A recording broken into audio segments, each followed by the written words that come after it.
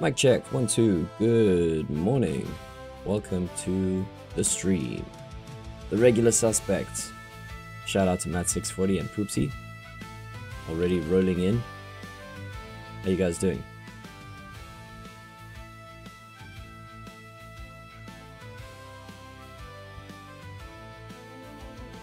I saw everyone just mass abandon my stream yesterday when we were playing, what was it? 6 Dragons. Everyone was getting all worked up.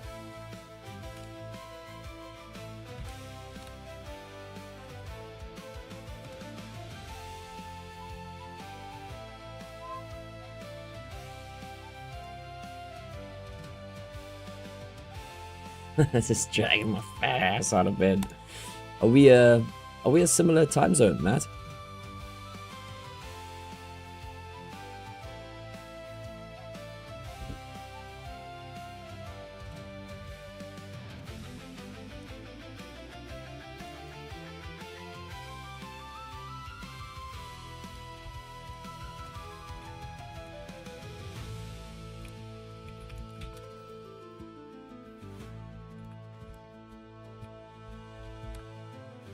Oh, bro, sorry about that.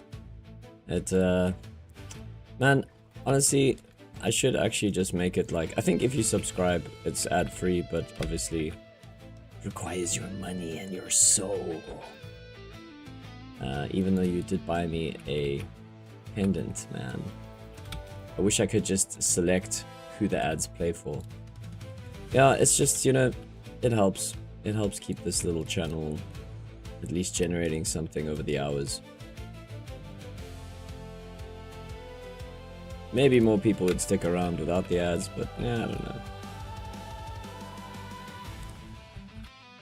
Sorry about that. I can actually snooze them. I've got 2 snoozes. Because we actually earn these little snoozes. Alright, you're back. Welcome back. Sorry about that. I was just saying, yeah, these damn ads, they at least, you know, I guess that's also how Twitch keeps Twitch going. That and subscriptions and stuff. So yeah, welcome to the stream. I will try keep an eye on the ad counter now, because I've actually got I've brought it back into my restream. So I've actually got both Twitch and restream chats that I can see. Even the ads have ads. That's funny, bro. Anyway, I was just saying, yeah, are we similar time zone? Because you said you're also just getting out of bed now. Like, is it morning for you as well?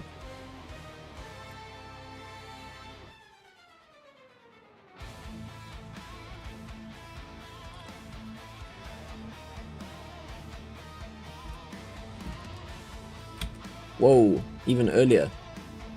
Alright, so Poopsie's 1 hour ahead. Wait, ahead meaning it'll be later. Bro, I had such a lucky run yesterday on Valdrith. Finding that compass casing was very nice.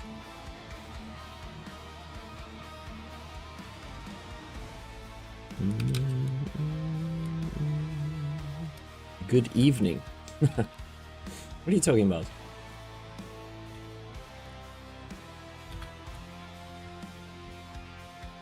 Are you somewhere else in the world now, Poopsie? You're just trolling, as usual. Bro, you sent me off on the multiverse quest yesterday. Trolling as usual. Gotcha, gotcha.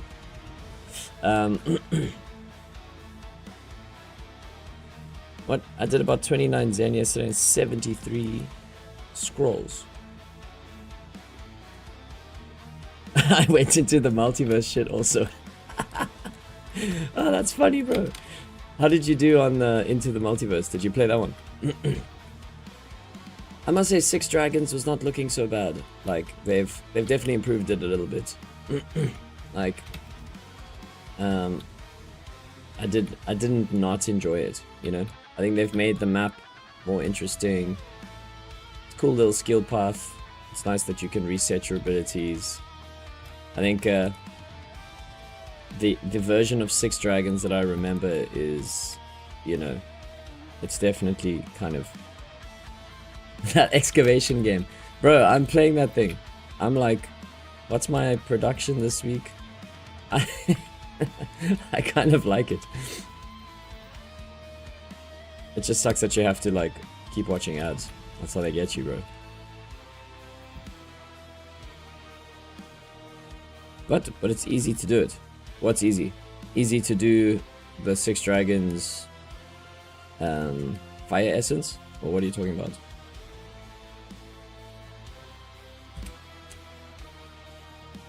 Oh, you're saying it's easy to... because it's idle. Well, obviously we coming in quite late. Like, one thing I don't understand about the that excavation game is the like those little dragon statues. Do you earn those from participating throughout the weeks?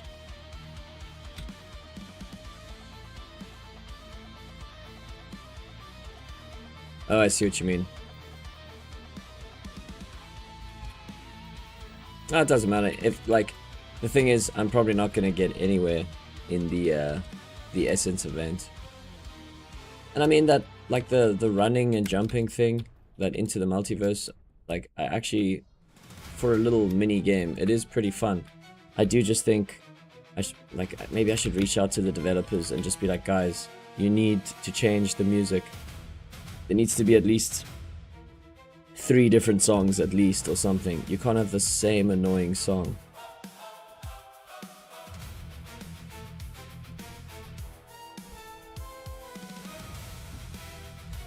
Yeah, I think I'm sitting on like 250 something essences now.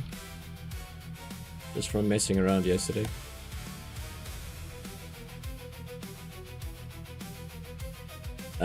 What is it that you get for 200 essence? You get one of the items.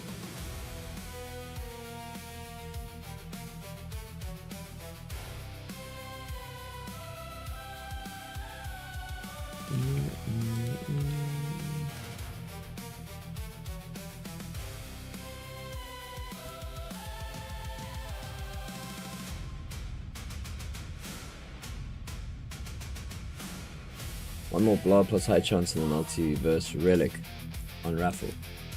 Oh, cool. Okay. I mean, to be honest, like, you know, Engine, we've given Engine a lot of crap through the years, but I mean, this event is actually cool. You know, I like that they've put this together in collaboration with NFT.io for all the trades and stuff. It's cool. But the ecosystem is tiny still, you know.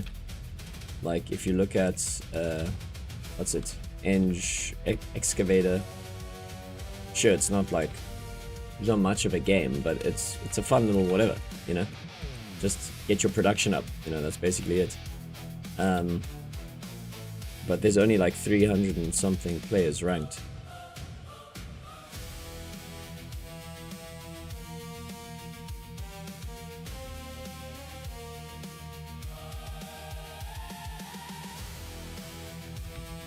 Yeah, I actually like 6 Dragons was cool. I like that like they've definitely changed the map. I remember playing ages ago and the map was just like so ginormous.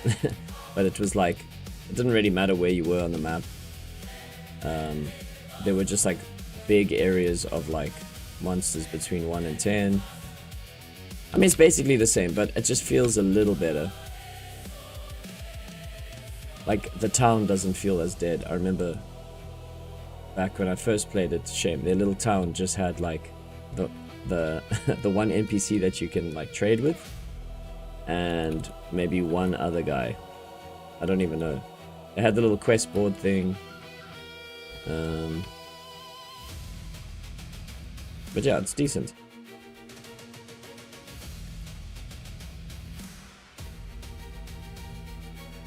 Yeah, I know. I went exploring just because I was like keen, you know, to do that. Obviously, I need to unlock the map and the teleporters and stuff, like,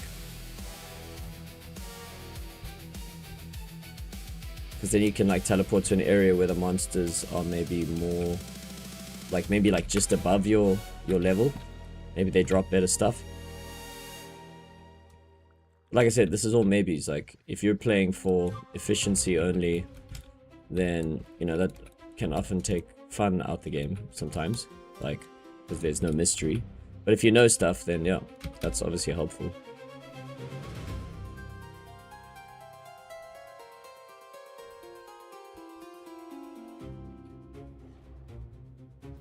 But one dungeon takes you with proper gear and you get the event items pretty fast. Okay, cool. Yeah, I did, I think yesterday, Shay, I think my little laptop was just tired, bro. I was grinding hard yesterday. Well, just in terms of, like, played quite a lot of games, and then I was also working on our little game project, which is cool. We finally have a character running around in 8 directions, with, like, pre-rendered sprites, which is quite cool, which we did from a 3D model. And we've got a ranged attack, we've got like a melee attack happening, so that's cool. Baby steps, but stuff's happening.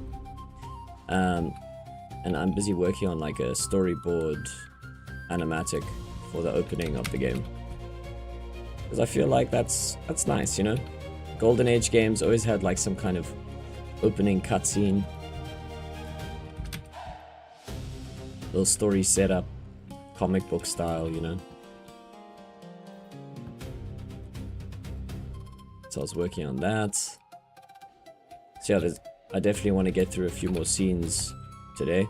I've got like 10 main scenes that I've planned out. And I did 2 of them, just like rough cuts yesterday. And I basically want to get the rough cut thing done before I can start like really working on each scene nicely.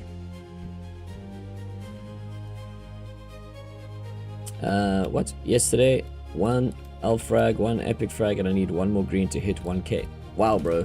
That's nice. I know you... Yesterday, I feel like the chat's got a little salty. Like, I know Sinner Z pulled in, and he's pretty angry about the game or something. I don't know what was going on. People are not happy. Calling it a rug pull and stuff. I don't know what's going on. I didn't even know that there was a dialogue around that.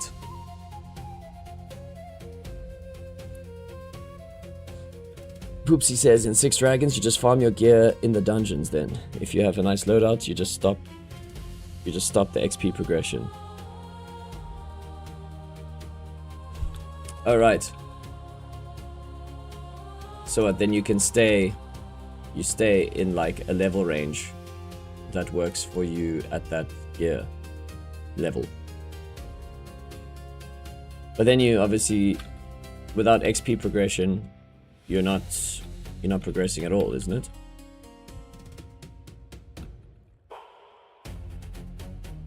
Or is it better to do that so that you don't feel underpowered?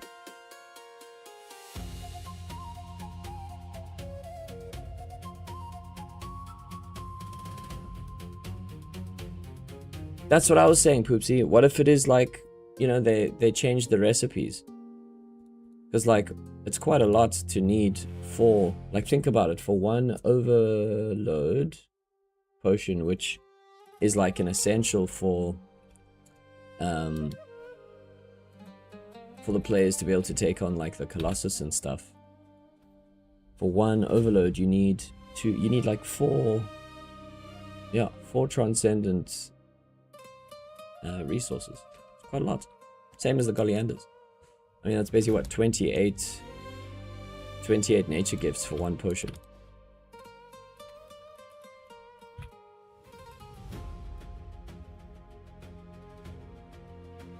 No, I get you, I know. By past... Yeah, I don't think they should slow gameplay. And if they do, the game needs to be more rewarding. Like, I think that's probably what they're looking at, like, trying to find that sweet spot. Maybe everyone's stressing about how the potions are going to be, but maybe we go back to, instead of having 4-minute, 5-minute adventures, we go back to like an average of, maybe the adventures are longer. We get like a 10 to 15 minute adventure, but your potion lasts for that length. So it's actually lasting longer than what they used to. If their adventures are more challenging / more rewarding or something.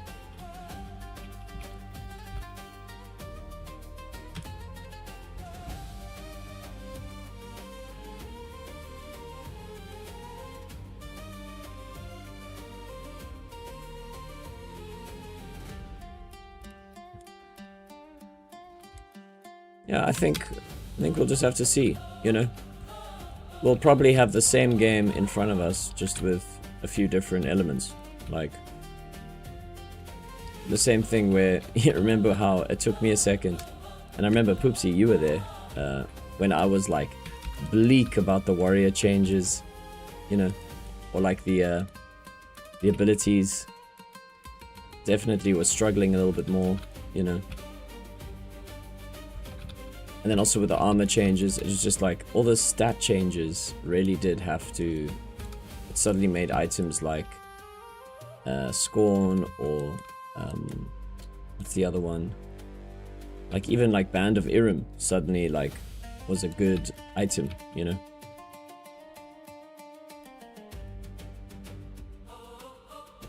Don't get me wrong, I'm in a position where I don't have to fear any changes, and you should think the same.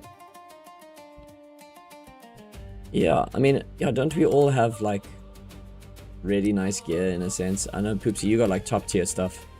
I'm still rocking my old legendary artifacts, you know. They've been treating me good for a long time, so you know, any upgrade I go with is, as you know, it's a big one.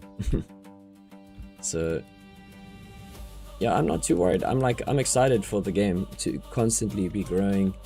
And, you know, the developers, like what I said yesterday, I like that they are willing to try things, man. Like, imagine if we had devs who are, like, scared to kick their own project over, you know, to, like, build something and then be too precious about changes. And then, like, you know, we have this, like, stagnant game. So, I think, you know, if you look at both sides of the coin, it's better to have both sides than to have just one way, you know.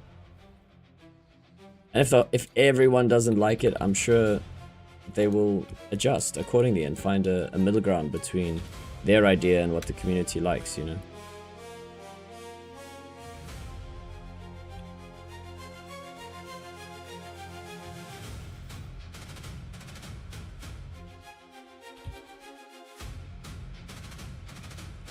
What do you mean, removing nodes?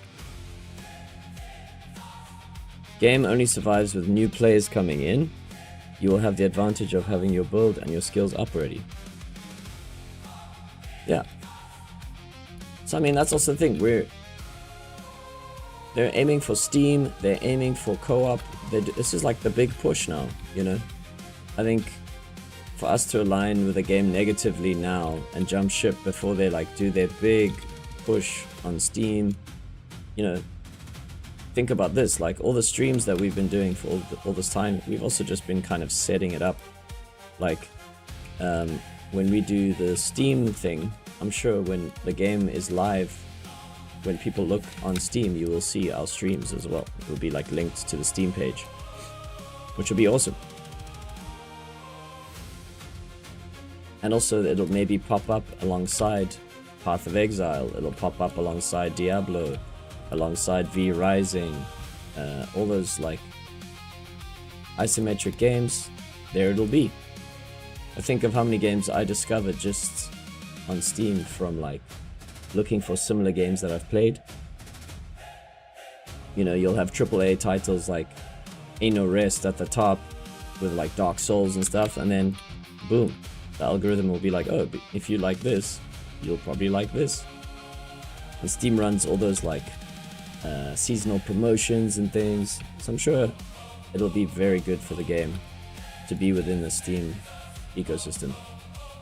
I mean, Epic Games also brought quite a lot of players to the game, but yeah, Epic Games is mostly just Fortnite marketing and whatever the top AAA title is at the moment. I feel like there's lots of indie games on there, but if you don't know they're there, you know, you're only gonna find it by the marketing efforts of the game.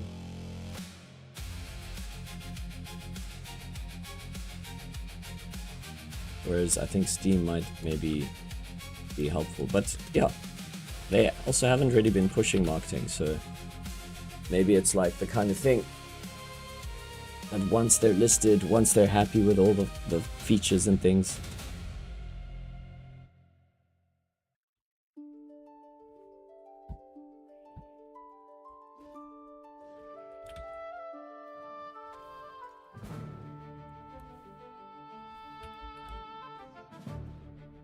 Alright, whoa, what are you guys saying here? Do your mount runs for a week and then use one day to grind up all the isle scrolls in 1 to 2 hours. If you got all your resources for a week again, sell the rest. If you don't have the parts for mount, go into any map and grind the stones. Now you can get Gallianders even by grinding ash. You're not forced into T-maps anymore to get the high tier resources. Enables casuals to craft T-parts, which is important for them to be able to take on the Colossus. Otherwise, you've got a gated thing where only the players who have really good items can do Colossus. That overload. The overload part is super helpful to just like super buff up players' items to take on Colossus, you know. And now with the new Titanfall skill and the artifact, let's not forget about that, Colossus becomes even more doable.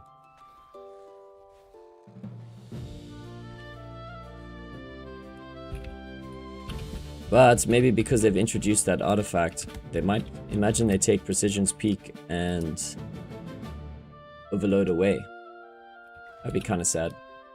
They've been really cool potions.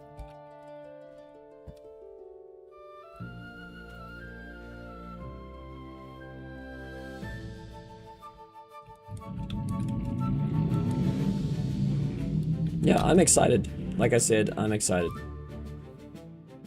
The difficulty ramp is going to be interesting. Like, let's see. I mean, our pets are getting abilities that we can trigger based on timing, which to me sounds like a skill-based mechanic, which is exciting. Something you actually have to think about a little bit and plan.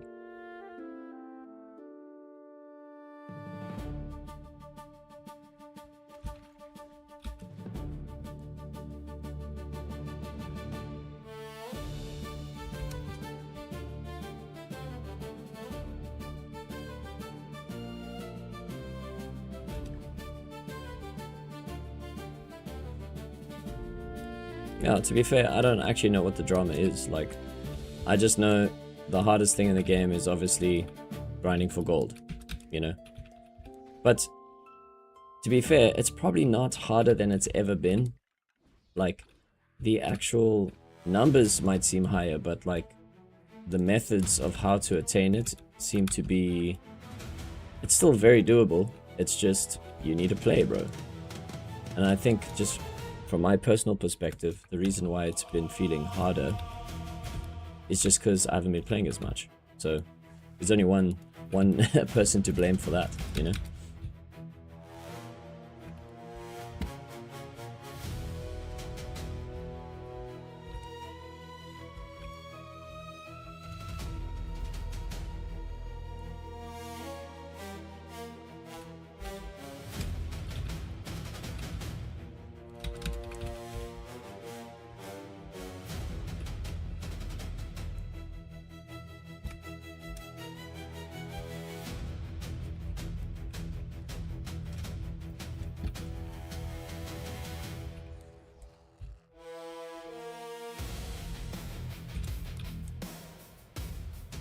Yeah, I'm kind of like, obviously between Expedition, I haven't been using potions as much, just because I'm a poor bastard, number one. Number two, you know, if I do have resources, which I don't, because I mostly have been selling,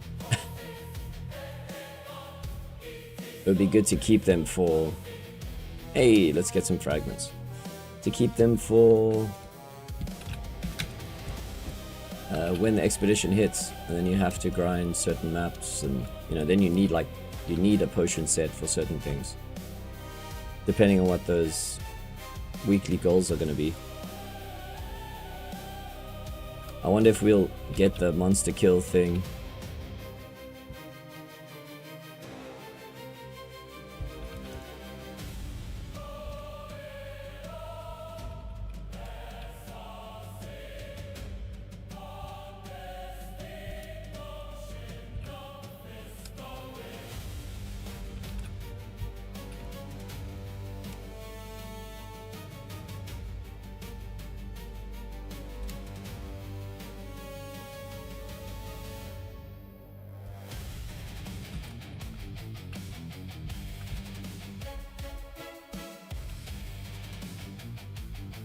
Alright, I'm gonna catch up on the chat now, Poopsie. Let me just finish here.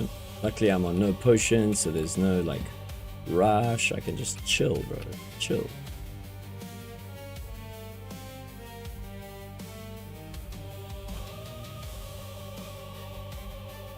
Give me my stones. Bring me the stone. Alright, let's see what you guys are saying.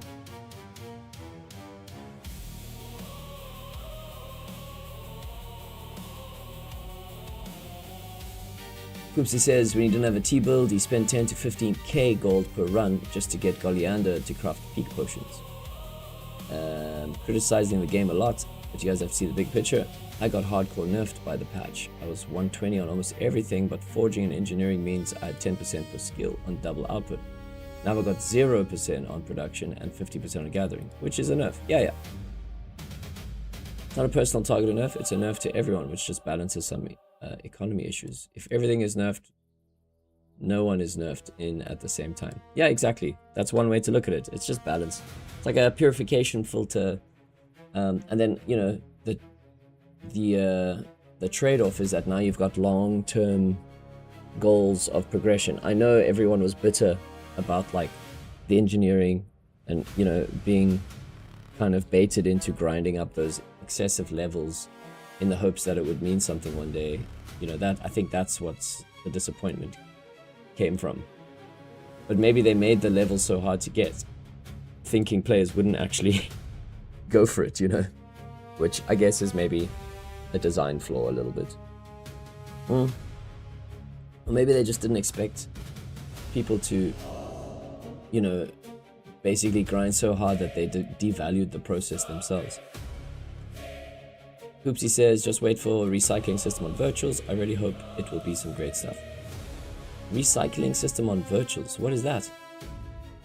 I'm not using pots in Adventure nor in DN. I will save them up for premium modes and Colossus. Yeah, exactly. That's what I'm also doing. Cool. Yo, Poopsie, you lighting up the chat today, bro. It's nice to have someone to talk to.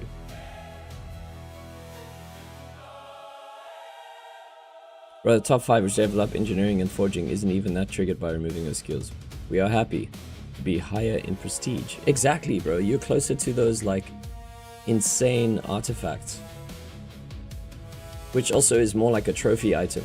You know what I mean? Like you only get access to them. There's no way to buy your way up. I mean, obviously you can buy your way up in resources and stuff, but you know, it's still a grind no matter what. So if you achieve those things, it's cool, you know? Yeah, I'm not sure why people are like kicking up a fuss. Like their Precious game is not, it's not getting worse, it's getting better, you know? It's an update. I think that maybe the only players who like don't like the game anymore are the ones who maybe were like, they were looking for ways to try, not exploit, but like it was working for them in some way.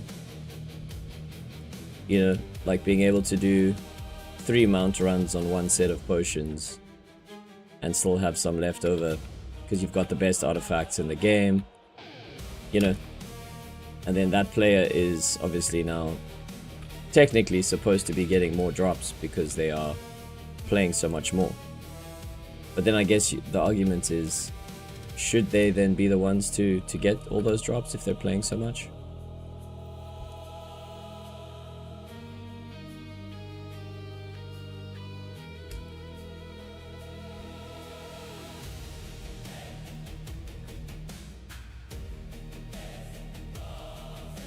And I think the problem is when you have players that do play like that, right? Then you've got the casual player, right? How are you supposed to balance the RNG and drops and stuff so that not one player or 10 players who are grinding 12 hours a day on the most efficient items and stuff, they don't just get all the items and become the monopoly or whatever, because that also means there's no point for new players to join the economy because it's dominated by a few. So that's also a problem. And I guess the developers have to kind of also like not like completely control that, but they have to be wary of those things, because that we don't want that to happen.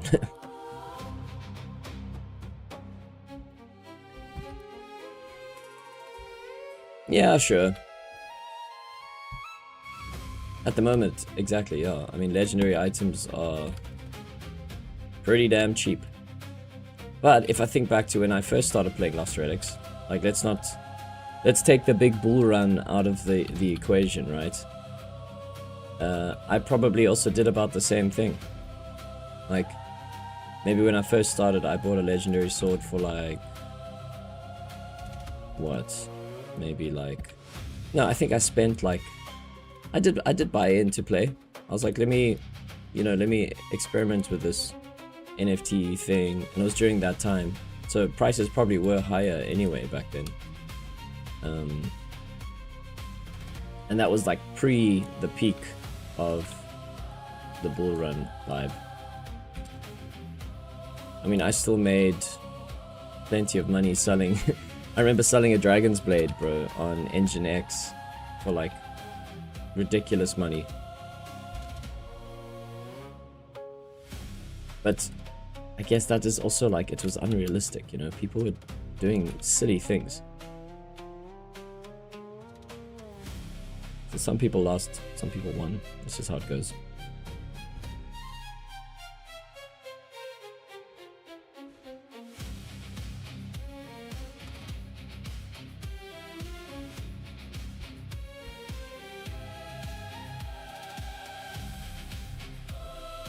Sure, they'll get the gear dropped, but they're still not necessarily getting access to like the juicy content of the game, and like having an epic sword is cool. If you don't have an epic sword, it feels like progression, right? But if you've got an epic sword, another one is kind of pointless to you, so it makes sense to recycle it, maybe for something better, to work on something more long term.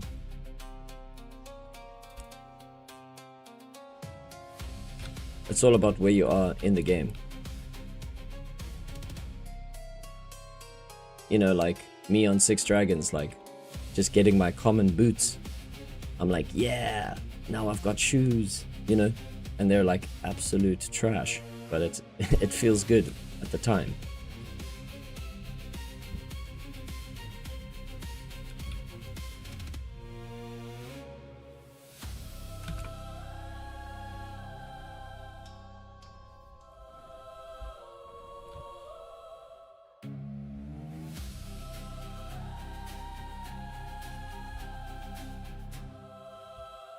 Newbie casuals who join us, sorry, I think I read that.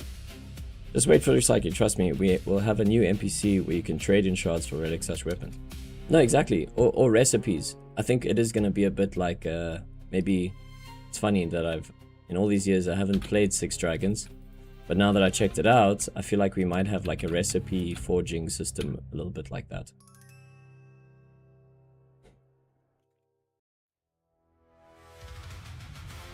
If you drop 30 rare swords and already got an epic, just recycle them and get an artifact instead, or something. You can't put a policy in place that punishes hardcore grinders just because people who do 30 runs a week deem it unfair.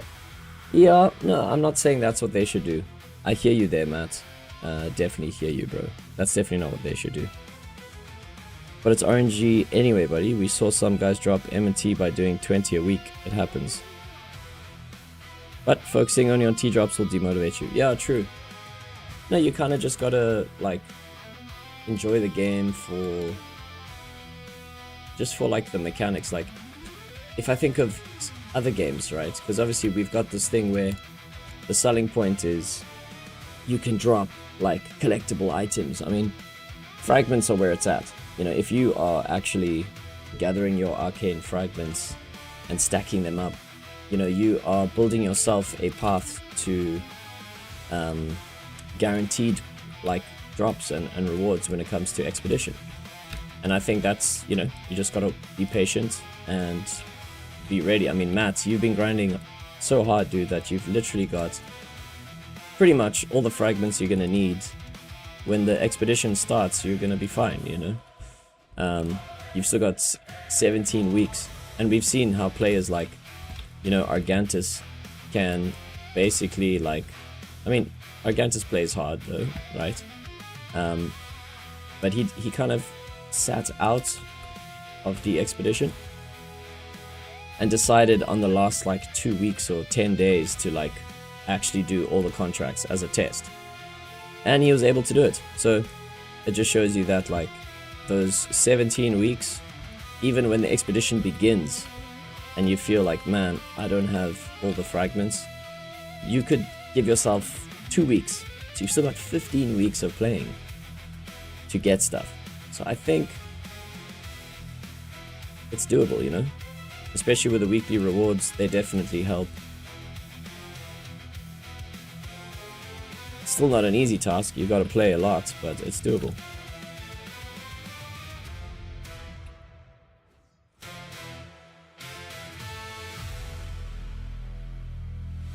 Yes, exactly. Like, I was still interested in trying to do that, Poopsie. Like, just play one expedition as, like, the merchant, you know? Where you sell all your frags, you sell your token caches, you just sell. And exactly, you buy one membership at the start of the expedition, you get your sapphires, which you can use to get the expedition pass. I mean, that's a really good deal, you know? And then you're basically, you know, using your gold to get membership, sell fragments. I mean, if you do a whole 17-week grind, not partaking in the expedition and selling all your frags as the prices hike up because of expedition demand, you can probably buy yourself a really cool artifact at the end of it all anyway. Not to mention the mythical triad trade-ins. You could chase those as well. And then get the seasonal artifact. There's, like, yeah, it's cool. It's just, I think people were struggling to get back to just the normal grind without the expedition on top. Like, maybe they just struggling to get back to, like, that hoarding mentality, you know?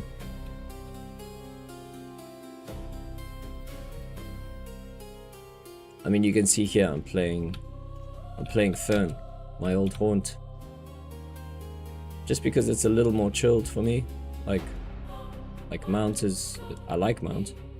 It's obviously more, it's better for your stones and stuff, but it is more effort. I do use more potions or more consumables. Here I could just chill a bit more, you know. Yes, I'm getting less XP, but less work.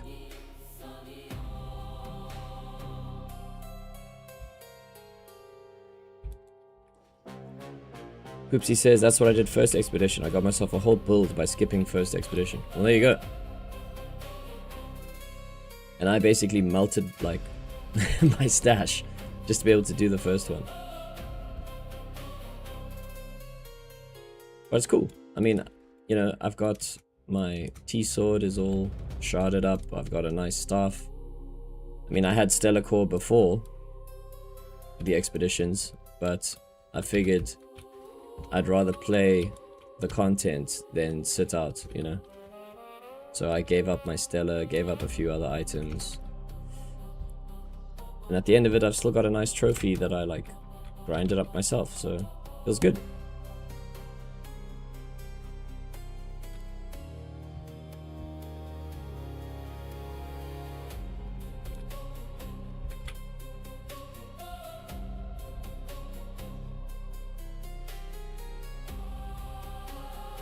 Yo, 4 abyssals, bro. That's insane.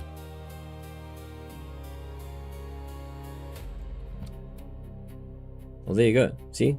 Options. The merchant. So you played the merchant. Yeah, dude, exactly. Also, like, you know, I picked up one of those T triads. Those are awesome, you know. As like a trading resource. And you've got what, you need 5 of them to get that like artifact, right? I'm guessing that'll be around for a little while. Unless they change it or give you more options. But you know, you've basically got 4 more expeditions to decide whether you want to trade them all in for like 100K's worth of engine for 1 artifact, or sell them to other players who are collecting and buy yourself whatever you want, or just sit on a ton of engine and cash out, whatever. You got options.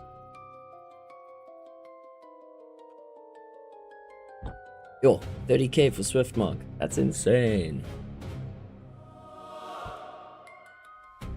Maybe it's time to collect those mythical artifacts, man.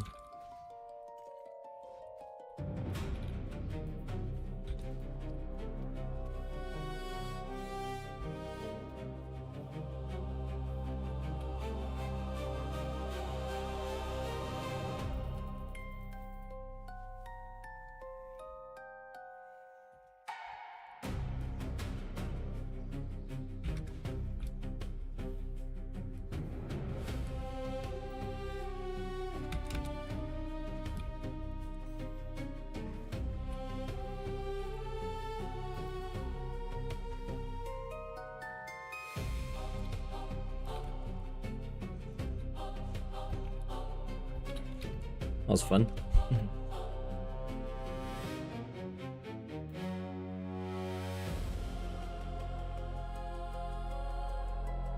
Yeah, energy arcers is very good, especially for mage builds and stuff.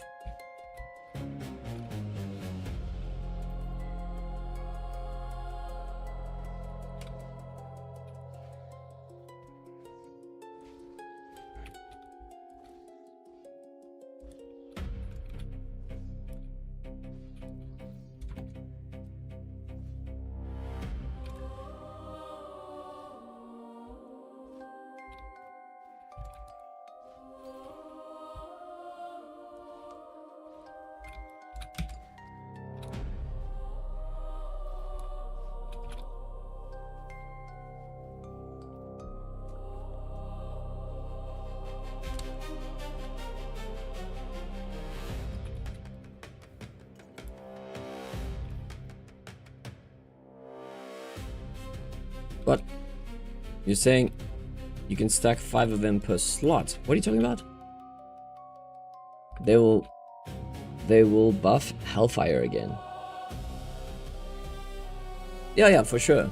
Because you can, you know, you obviously get deeper into Hellfire.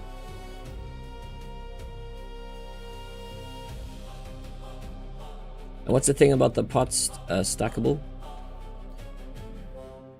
The only thing I'm worried about with that is like crashes. Like, I sometimes still get some crashes. Now, if I'm going in with a full stack of potions, ugh, that's gonna suck.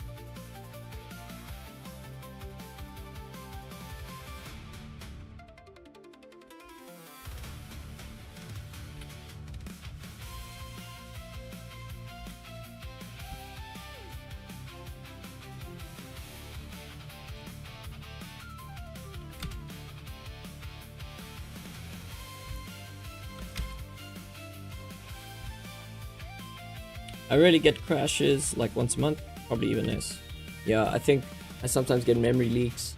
On a laptop, I think if I like work on it the whole day, I think it's just like a heat thing. Like today it's fine. Like last night I tried to play a few runs and then it just like it was done. I think I just needed some time off.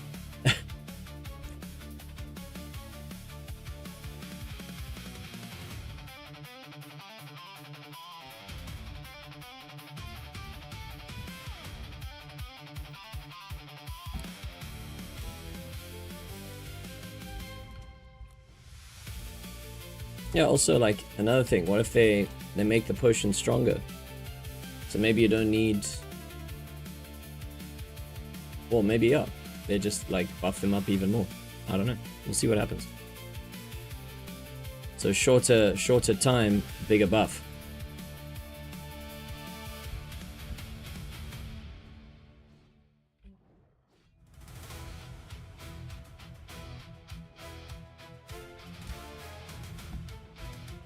You think so? Again, the amount of speculation, like I've learned now for many years that if you over speculate and freak out before things are in front of you, it's just not a good thing. Just yeah, wait and see what happens.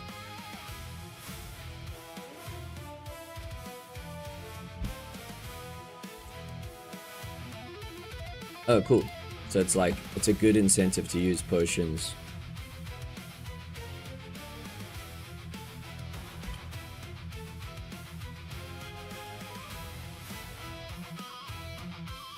Cool. Yeah, I suppose if it was too different or any different, maybe if they lean more in like the potions being stronger sense, it just means it leans more towards being more rewarding for using them, you know? And if they lean the other way, it makes it feel pointless to have potions, you know? In fact, speaking of potions, let's go. Whoa. That's quite a stack.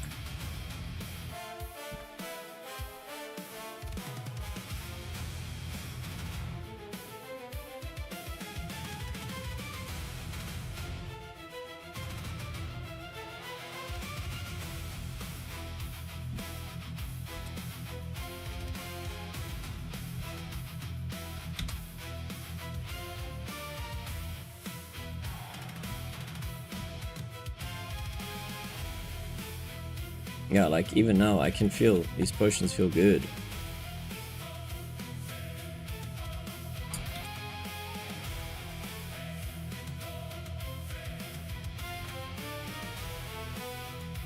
Oh.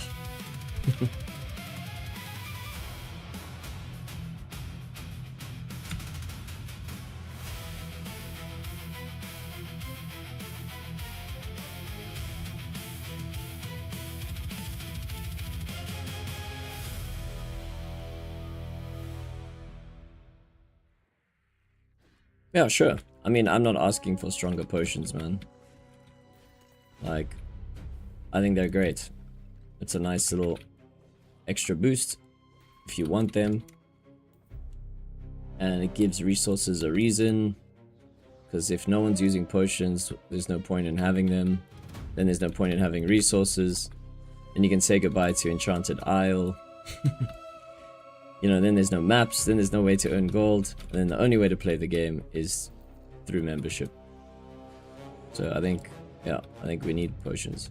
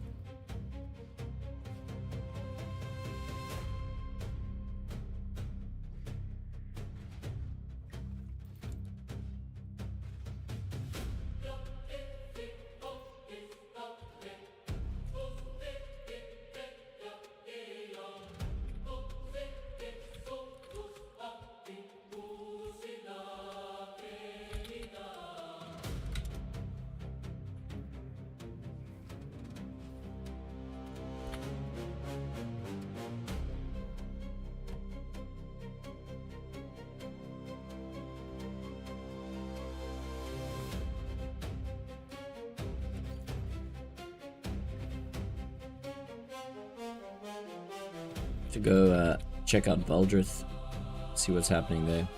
I think I was just grinding up some stones. Maybe we can do some transcendent maps as well.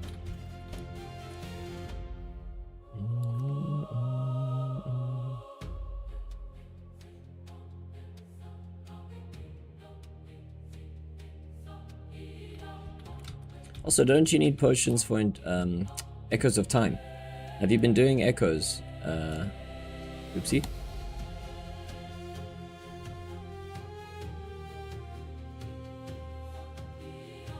Because that's another thing, you know, it's pretty fun because you can use a bunch of potions and then just do a full, like 2 to 3 rounds of Echoes of Time.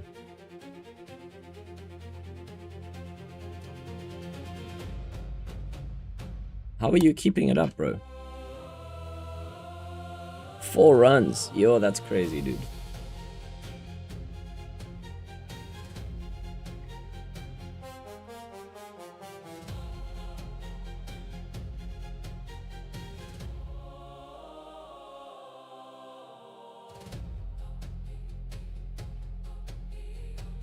Okay, 145.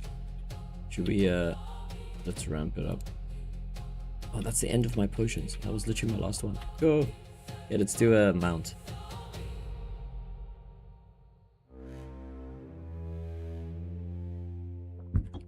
Okay, if you've done the math, right? You're talking about the math.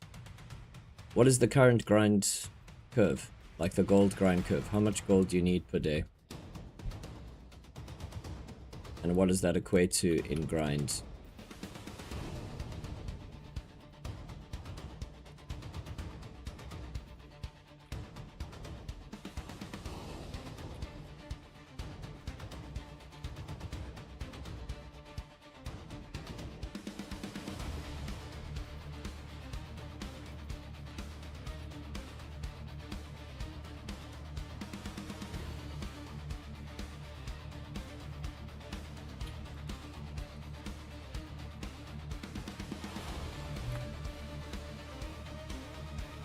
No, I get you, but like the gold grind curve. I mean, do you buy membership? How do you handle membership?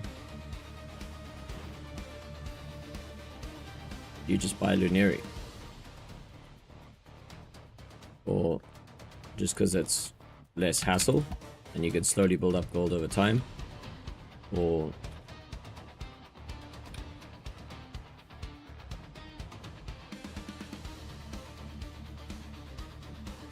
resources if it's 1 to 100 on gifts.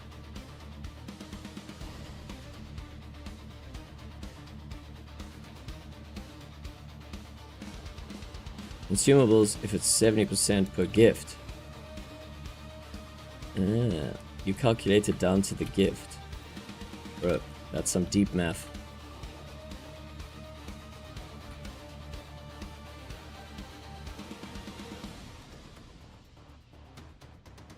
Are you saying that's how you make gold? You change it up.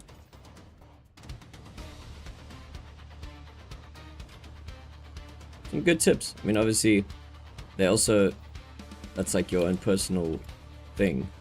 Because, like, if everyone was doing it, it wouldn't work, you know?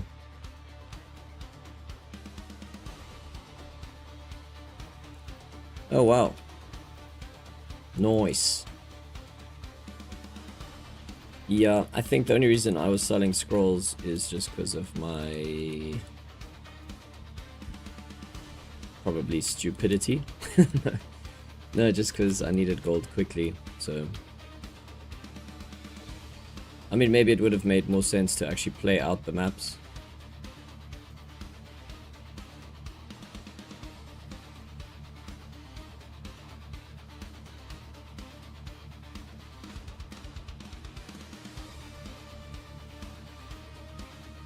That's crazy, dude.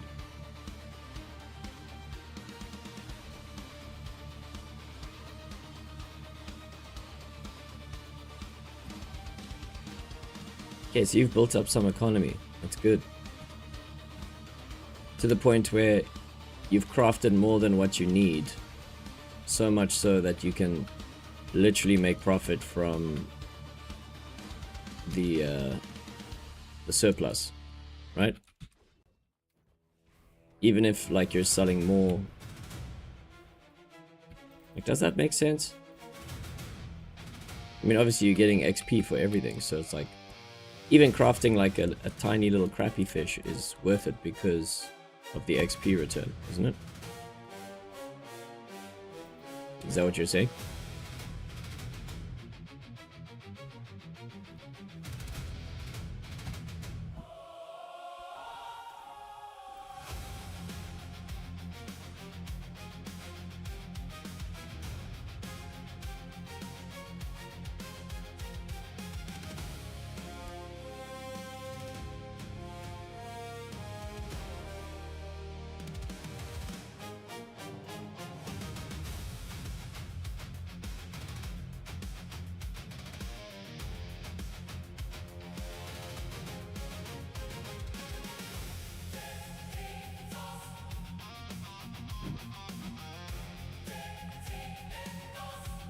On top of that, with the new DN update, I make tons of gold by just running Hellfire.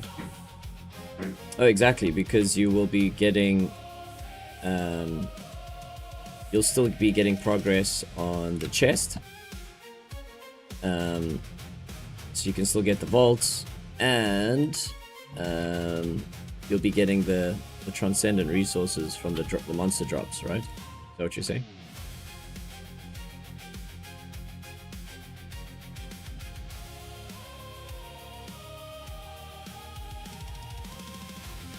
Nice, dude. Well, I'm glad to hear that you're still like, you know, because obviously you've been playing for a long time. That you're also figuring it out and still enjoying the game. Yeah, that exactly. No, it'll be 30, so you need to do 6, isn't it? Oh, you're saying Hellfire 5. So what is that like? That counts as 8.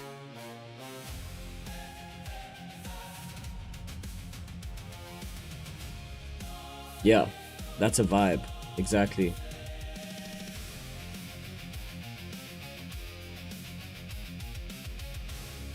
Yo, that's crazy.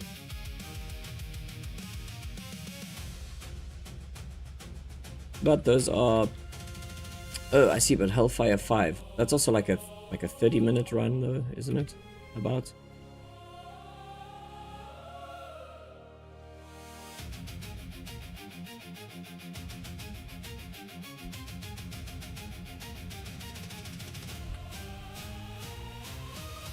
You're saying as long as one bond is cheaper than a Nightmare Vault, I make a lot of satchels.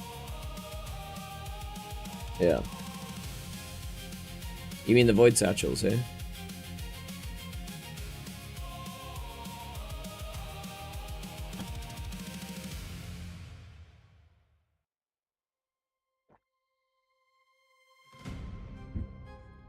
But I guess also, you know, you are not fighting against, let's say, a diminishing playtime.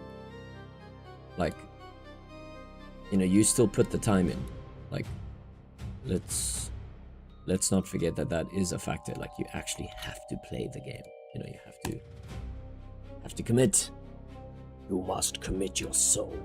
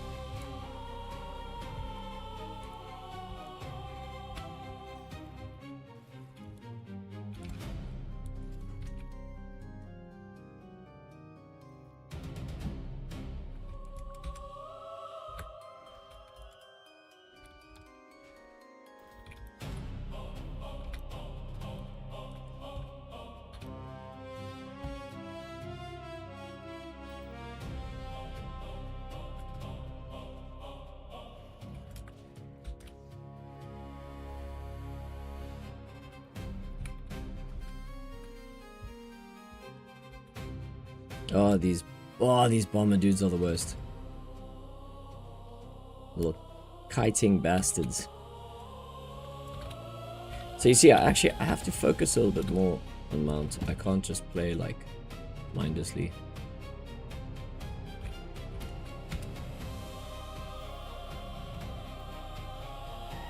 Ah! I mean, as you should. It's supposed to be one of the harder maps, you know?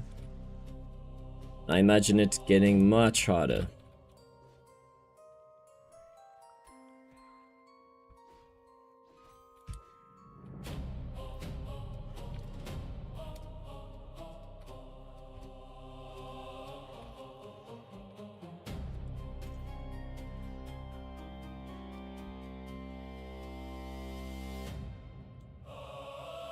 But doing one a day a week, there is to get axioms. Hey, Hoopsie, you are the holder of the chat trophy today, bro. Thanks for keeping it alive.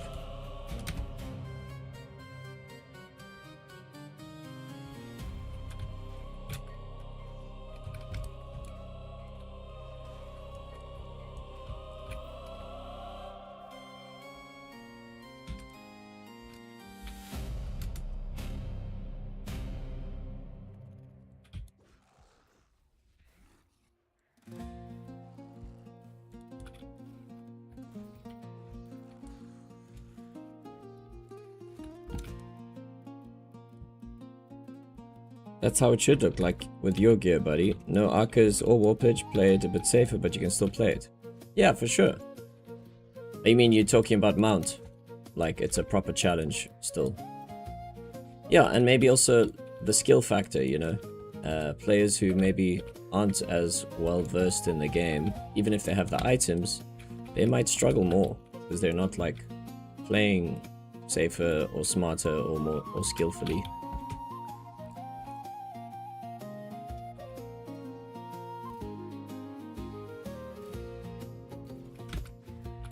Like, you actually forget that the game has taught you how to play it, and you do get good at it.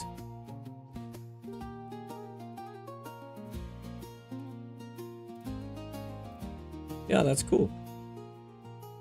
That sounds right. Yeah, I think we've just been here long enough to start being annoyed by the small things, you know.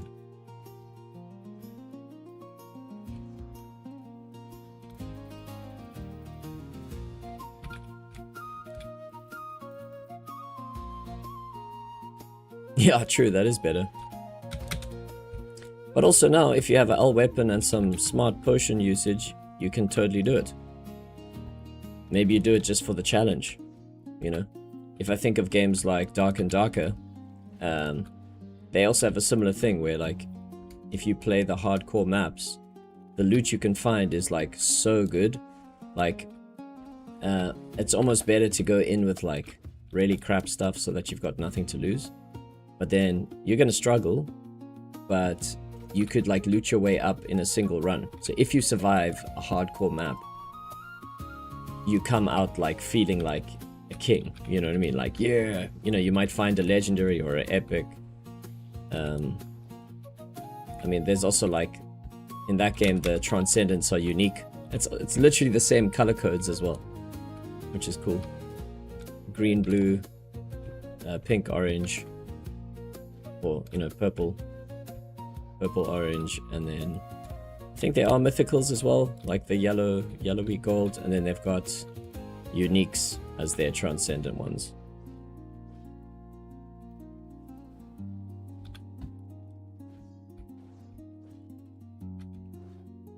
We'll see some monster-specific drops also next patch. How do you know about that? Have you been following the chats and stuff? Have you and Cliff finally, like, made up? Or are you still totally banned? Because, I mean, I still feel like you do your bit for the game. You stream very regularly. You're a committed player. You guys haven't had a big boy chat. Well, that's it. It's done. You guys are... That's just what it is. Brutal, bro. Yeah. That's fine. I think you get enough of the dirt from everyone else. in the community still, so.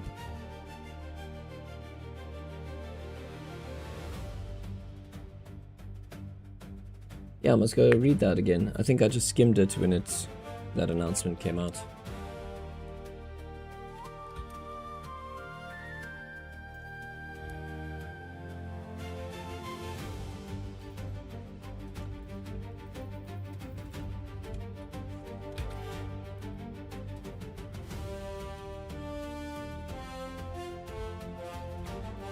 It definitely does feel quieter though. Like, one player I feel like I haven't seen for a while is Salsea. Like, where's he been? You know, he's normally the one lighting up the general chat.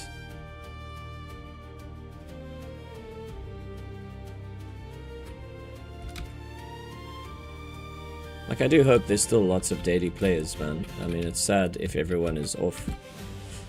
Because that's the other thing, like, the multiverse event, it's good for the engine ecosystem, because it brings people to engine, I guess. But not all of the projects are super, like, high quality. And people can be pretty unforgiving about that, you know.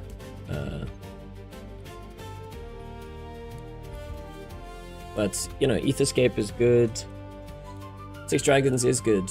And Lost Relics. I mean, the thing is, they're all kind of similar style games. You know, you're going to dungeons, you grind, you kill monsters. So I think we need like a a shooter or like a racing game or something that's like...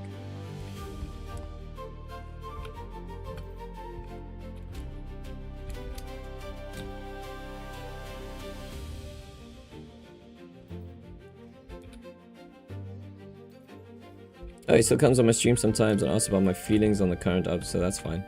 Oh, cool. Oh, cool. Alright, well. Busy. Congrats to him. That's good news.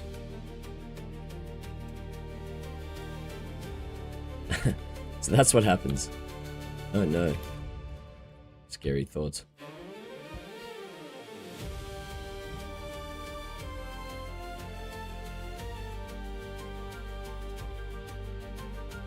Let me just check something.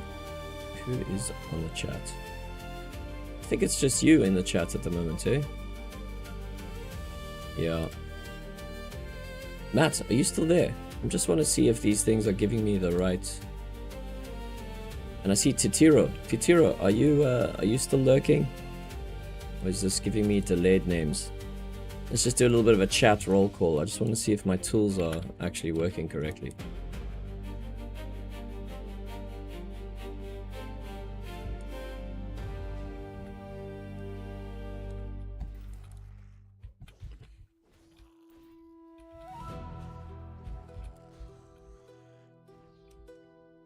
I think it is just you, Poopsie. That's interesting. Alright, well then, I'll tell you a little secret. Do you want to hear a secret? It's not a major thing.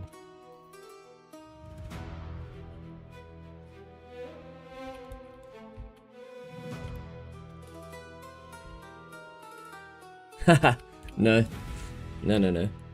Not yet. Maybe one day. Okay, well let's play a little game. Do you recognize... No.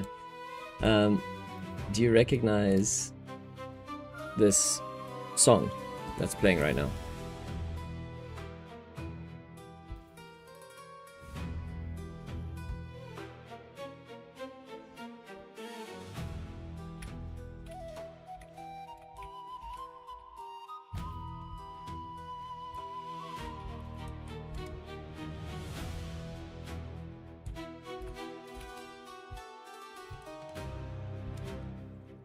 No worries, okay.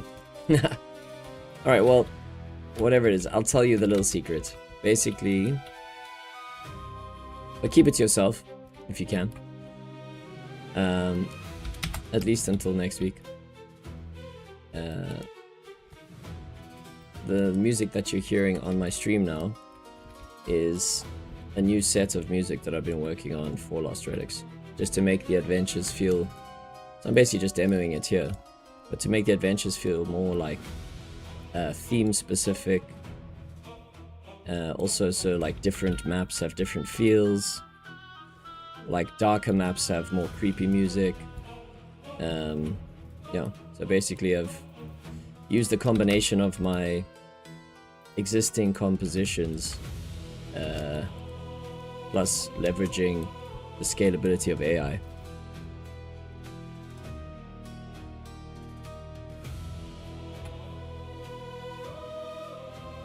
What? I was kind of 99% sure you are doing it. Still lurking, was just cleaning shit off my child.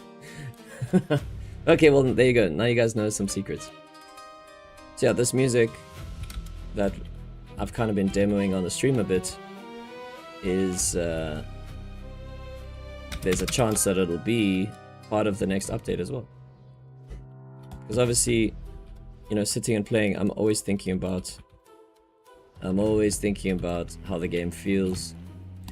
And I think, you know, we've had those soft, like, calming pads,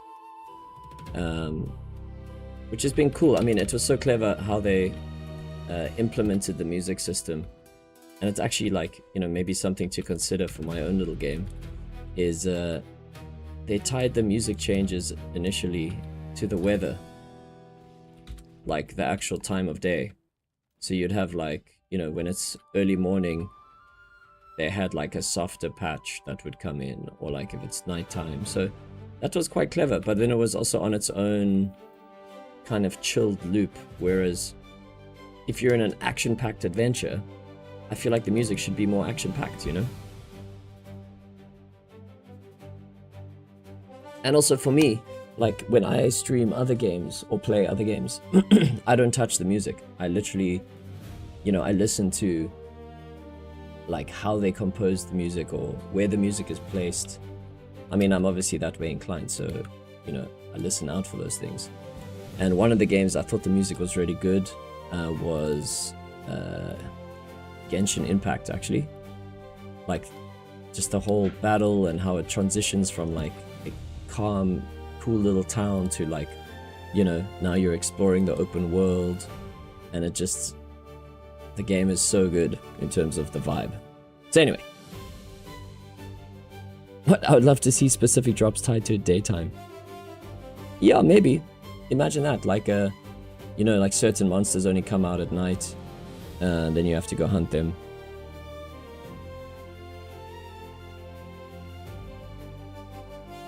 Clean face, feces, then ordered with a fraggy scroll. That's hilarious, bro. Well, there you go. Congrats. Every time I grind Aloe, I'm either watching some of you DJs or some series. That's why my in-game sounds off. Ah, okay, cool. Well, at least you get to hear the music either way. I'd love to see specific drops tied to daytime. That could be cool. Nice. What did you get? What's your... I failed on the green node. Yeah, tell us what you got. I listen to music on point-to-click games. Like,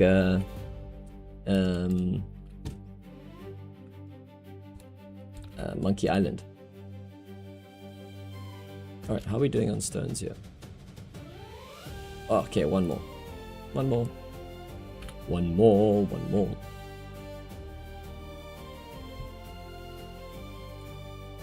Ooh, very nice.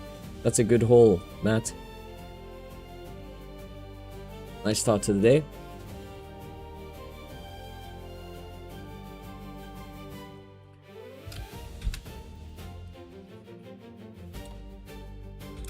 So Poopsie, I have to ask, are you gonna buy a for Into the Multiverse, are you gonna buy the thing that like cuts the ads out and unlocks the rest of the game? Like basically like the key, the shard, whatever.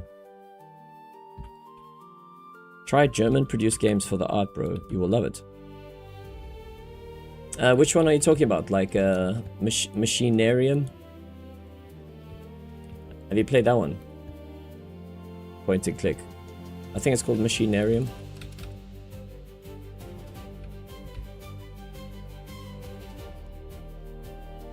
That was another like consideration I was having when we were wanting to make a little game. We were thinking of doing it like a point and click.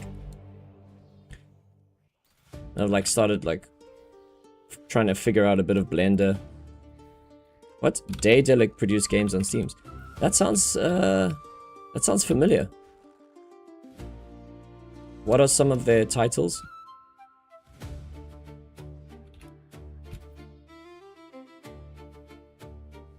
Welcome to the stream if you've just tuned in. I see you guys are like starting to wake up now.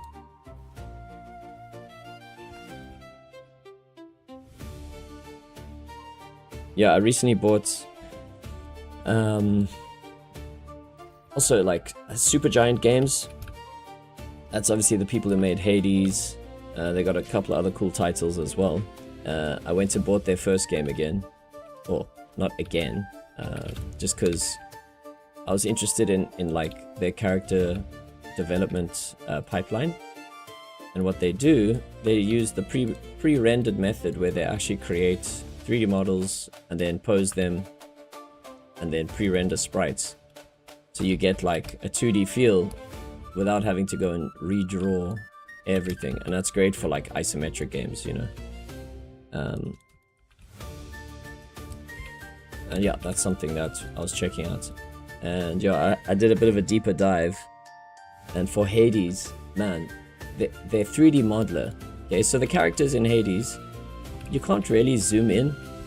Not much, right? It's probably about the same zoom as like Lost Relics, you know? Your character's about the same size on your screen.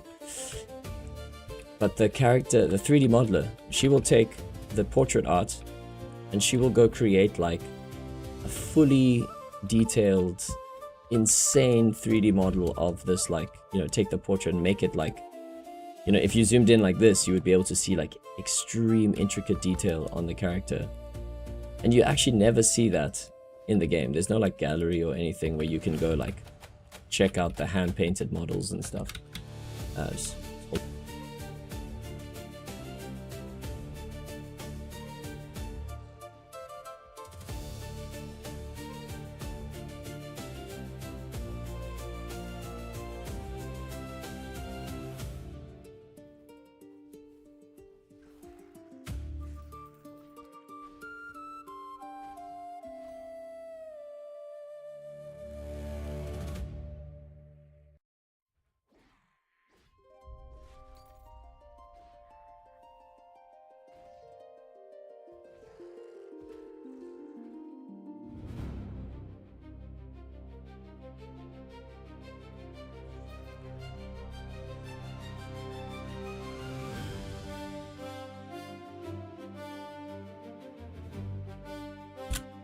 Alright, sorry, I was just saying goodbye to my partner. She's going out for like a morning thing.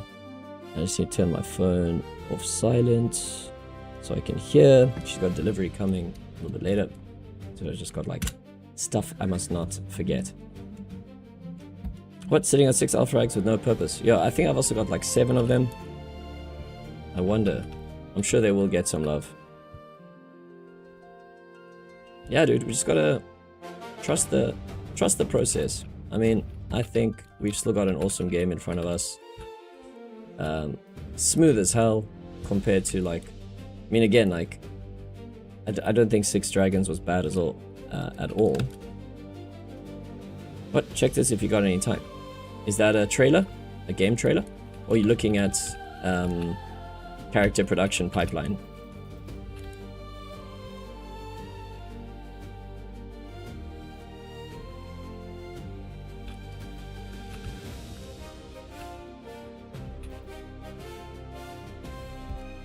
Yeah, I can show you some of my some of the characters. But game trailer, everything is hand drawn and music self-produced. Ah, that's awesome. Is that Edna and Harvey? Little indie game.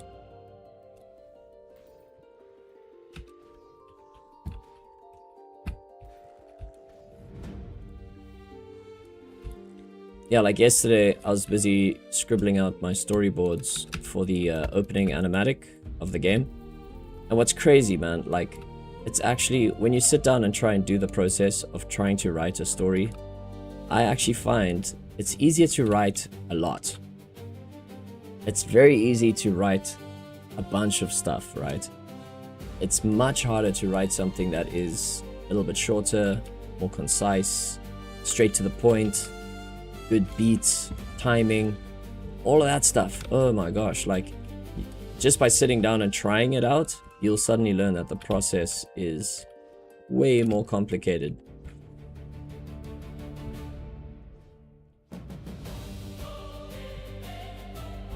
Like I went from having like a very, very complicated opening scene to like a second one that I was like, oh, this is cool, it's more action-packed, sets up.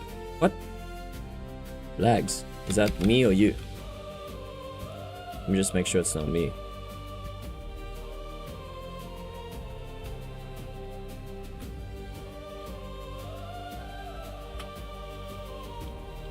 Get your stones. Enchanted stones. Well, that's nice. We basically grinded up 200 of those. Yeah, my stream seems to be doing pretty well. Oh, VPN getting involved. Yeah, it'll do that. It'll do that. Okay, we got a bunch of stones. That was nice. Got some Valdrith to do, and then probably maybe go grind a vault. That's probably what's next on the list here. I do need to go and hop in the shower and just freshen up. So I don't know if you guys want to like go and do something else in the meantime. I was gonna take a little break. I wonder, maybe I can play something for you guys in the meantime. Let's do something. Like, I don't know if it's something I'm allowed to do, if I play like a bunch of game trailers or something from YouTube. Can I do that? Let me just check something. Can I play another person's YouTube video on my stream? They're still getting the view. It's legally not allowed, and depending on the channel, you could get slapped with a DMCA takedown. Can I put someone else on YouTube? What? Oh, that's lame. I guess I can use my own video though without. Check the one I sent you, my love. Oh, you're funny, bro. Okay, let's check it out. The Night of the Rabbit. The thing is, I have to be here to watch this. Hopefully I'm not gonna get a DMCA takedown. It sounds very official. Hold that thought. We are gonna switch to that.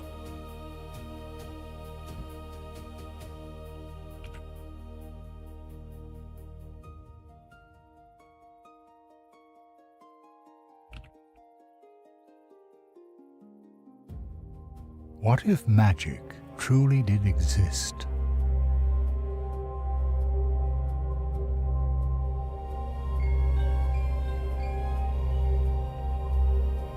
If connections existed between myriads of worlds, Oh, cool. what if there were beings who could wander between those worlds? You're dope. What if you could be their apprentice? That's louder than I expected. Eyes that have seen countless worlds. Yo, this is amazing, Some say bro. he knows no mercy. Permit me to introduce myself. I am the Marquis. The Marquis de Hotel. Oh, but you're Aurictulus cuniculus sapiens. Cute, man. Yes, indeed. This world will be your school, and its inhabitants will teach you many things. It's basically me with my Once little your top training hat. is complete, Let's go. You will see the world with the eyes of a tree walker. Wow. Be on your guard. It's like a storybook. A sinister secret, long forgotten, will soon cast its shadow over the portal worlds. Soon this world will be healed. No more worries about money, about land, about luck, about health. Cool, With the man. first promise the cold one breaks, an abyss will open. And that, honorable audience, is magic!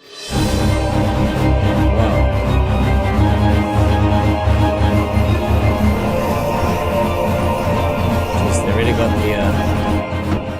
the audio messed up.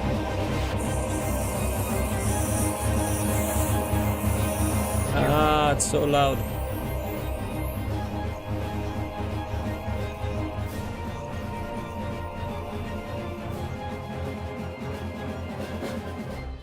Must break the spell.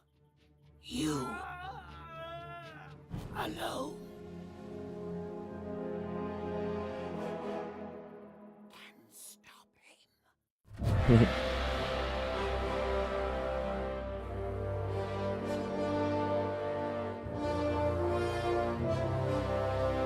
Yo, that's amazing, bro.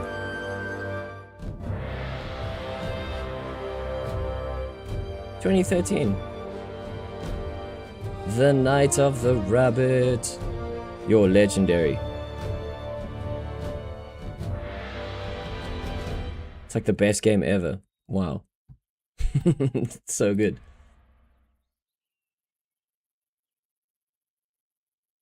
I don't think it looks like it's what I mean, obviously there's probably like a very dark side to it. I love the voice acting and stuff. That was super, super cool. All right, let's see. I need to go and shower. So I think what I'm going to do, I'll just leave you. You guys have probably seen this though. I'll just leave you with some Dukes of Note. Let's do the Spinal Sessions. That's a good one. Hit the Road Jack. I haven't posted anything in a long time, to be honest. Noise. These dudes are crazy. Voodoo. Bad Guy. Yo, this was ages ago. Yeah, let's do a live show. Why not? The Spinal Sessions are just shot so nicely, though. Let's go for Dukes. Yeah, let's do it. Let's see, playlists. Don't I have the... Oh, it's because I'm on the wrong thing here. Hold up. Because that's content I know I can safely play. Just because I am like dual streaming here, I don't want to get like into trouble. Hey, Guitarcadia, you guys must go follow Guitarcadia. This is something I need to go work on, but I'm basically putting out little guitar videos as well when I have the time. I need to actually just make time. Try hyper focus on stuff. I know, bro, you're a legend. Ren is in that band, right? Bro, are you talking about Ren like from the anime, dude? Is that what are you making a reference there?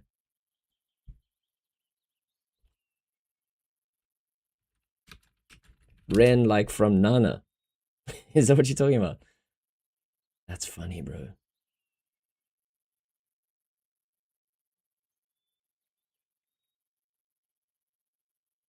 Oh, actually, let me show you guys this crazy promo I did a while back. Just for fun. It was like for a gig, but it was a good one. Ladies of light and gentlemen of the shadows, our favorite time of year has finally come. We summon you and your dark side for a night of Halloween hallows as we prance about and have some fun. Come out and embrace the madness with Dukes of Note and Krakatoa on October the 31st at the Raptor Room. Tickets are 100 Rand at the door, 80 Rand online, and 50 Rand for our VIP members. Just follow the link in the description and become a VIP member. Can't you come or don't up?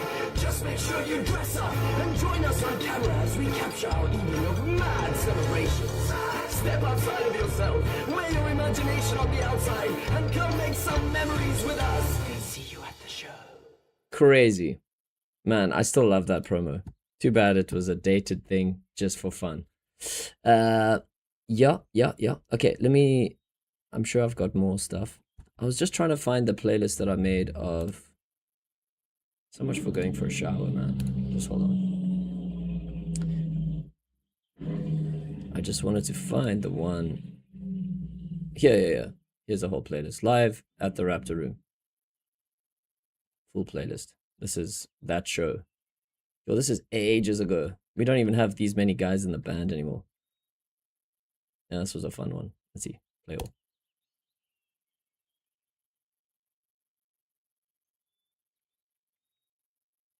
I need to do more stuff like this, man. I like these live things. Let the show begin!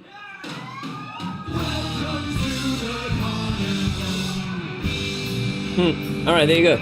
I'll see you guys in a bit. I'm gonna take a little shower.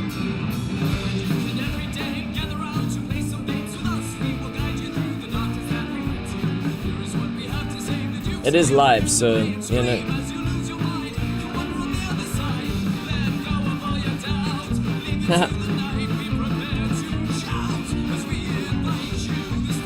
Yeah. Alright, enjoy. See you guys in a bit.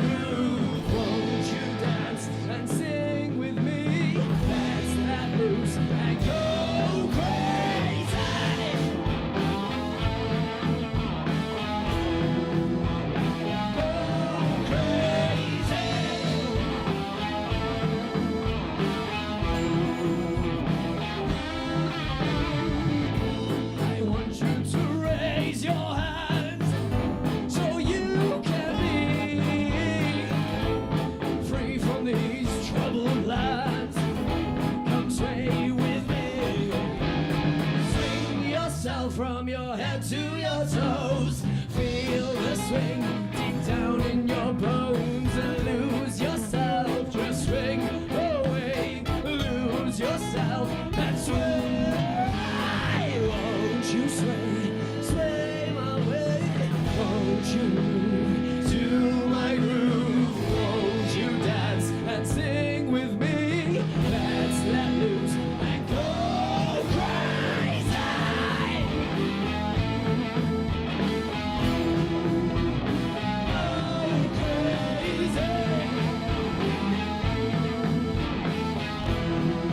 Come and play, I want to hear you scream.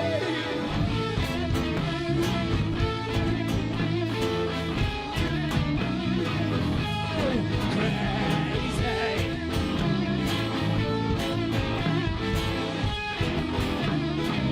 Do you want to play? Come and play.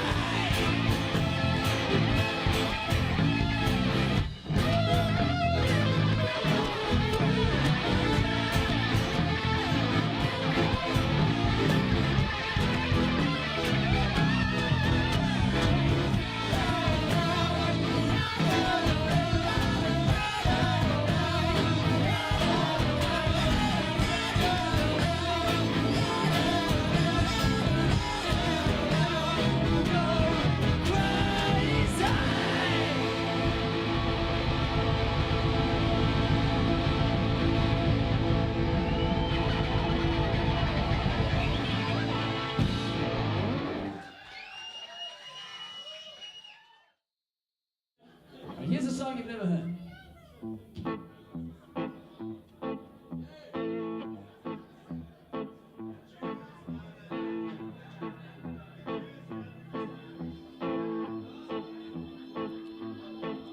The Jukes have got that voodoo. The Jukes have got that voodoo. That magic that will woo you. That magic that will woo you. Oh, do you choose to let loose?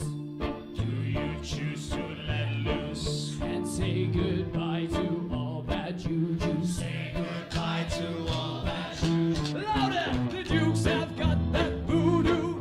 The Jukes have got that voodoo. That magic that will woo you. That magic that will woo you. Oh, do you choose to let loose?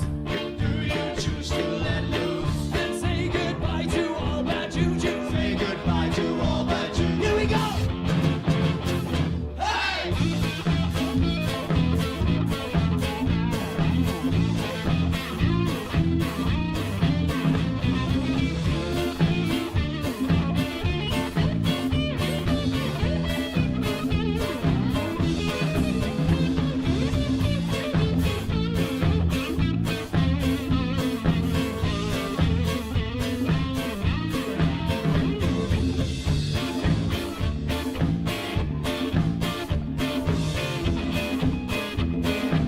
Here we go!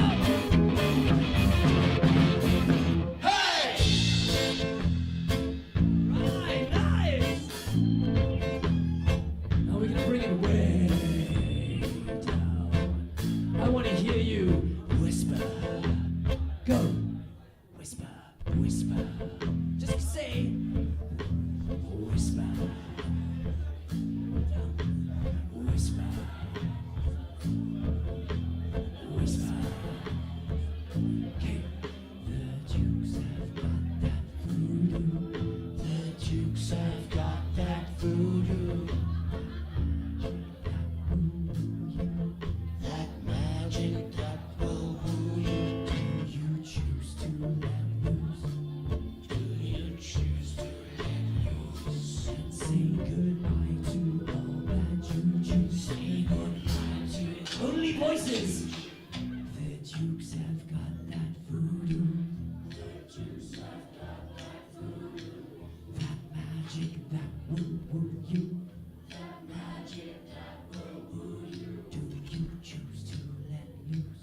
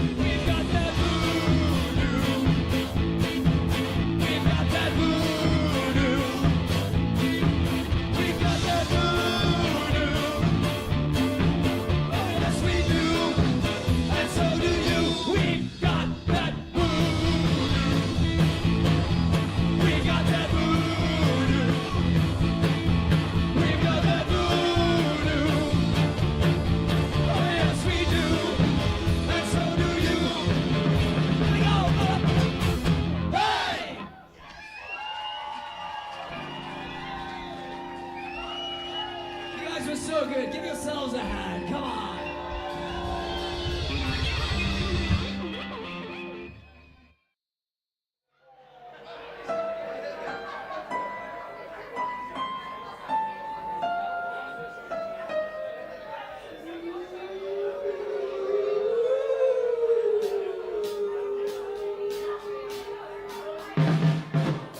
What is this magic that I'm seeing right before my eyes? What is this feeling I'm revealing spawned inside my core? It's somewhat strange yet so familiar. Have I been jinxed? 'Cause I want more. I feel I'm slipping, somewhat tripping. I'm drifting away forevermore. This is a cycle, fortune telling fairy tale. If you look deep within, the fable will unfold. Or so I'm told. She'll grab a hold of all your senses. You're up so tight around a little finger. She'll charm her way, reach to your center and strip you bare with a green-eyed stare. She'll tug away at all those strings that she's attached to your heart. Skipping, beating. You feel her gripping, twisting, tearing, and pulling you apart. How did this start? This is a cycle, fortune telling fairy tale. So why don't you look deep within? The fable will unfold. Or so I'm told. Blinded by clouds and crystals, lost our way.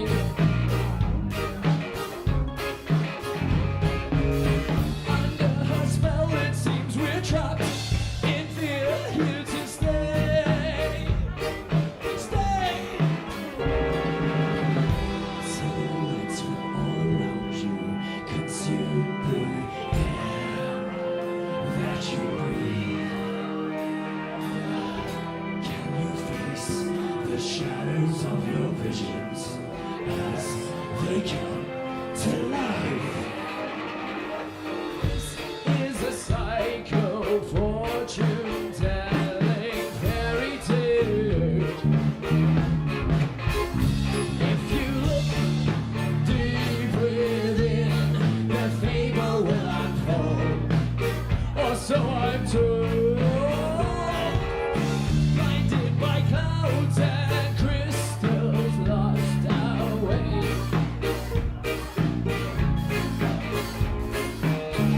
Under her spell, it seems we're trapped in fear, here to stay. Stay.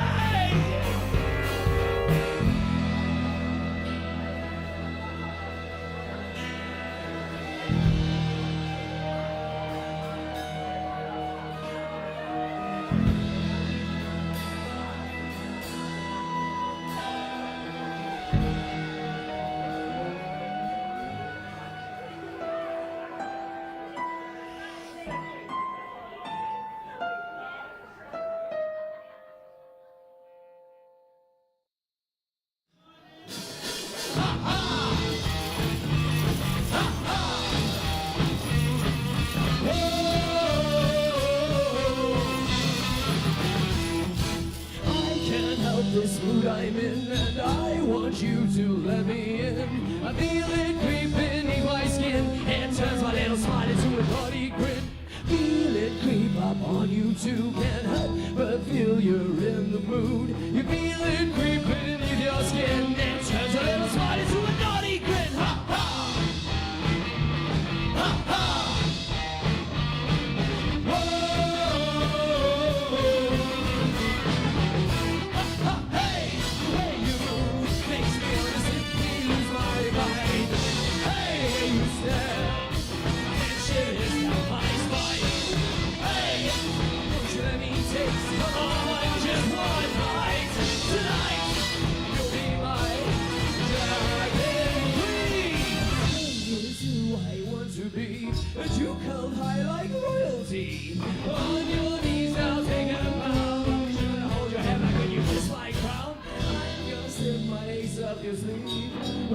crush, you will relieve. They call it cheating, I believe. It's time for me to take my leave. Ha ha!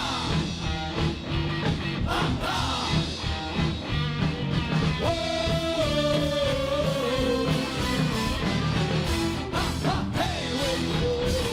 Makes me wanna simply lose my mind. Hey, the way you stare, that shivers down my spine. Hey, won't you let me taste? Come on, just one bite.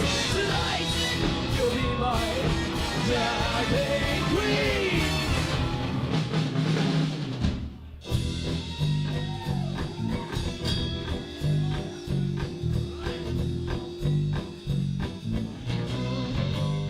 Charlie, give me some of that.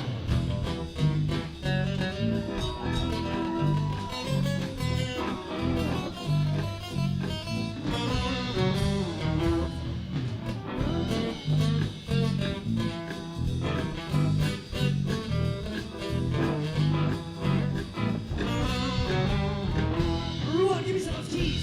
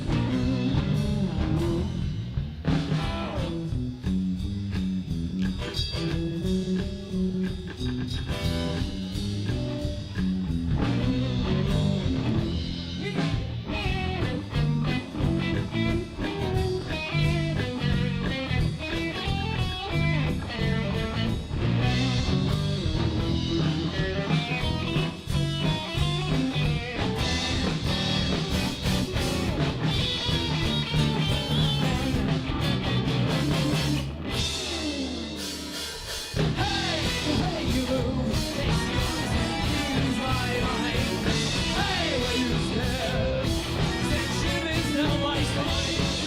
Hey, won't you let me taste? Come on, just one bite.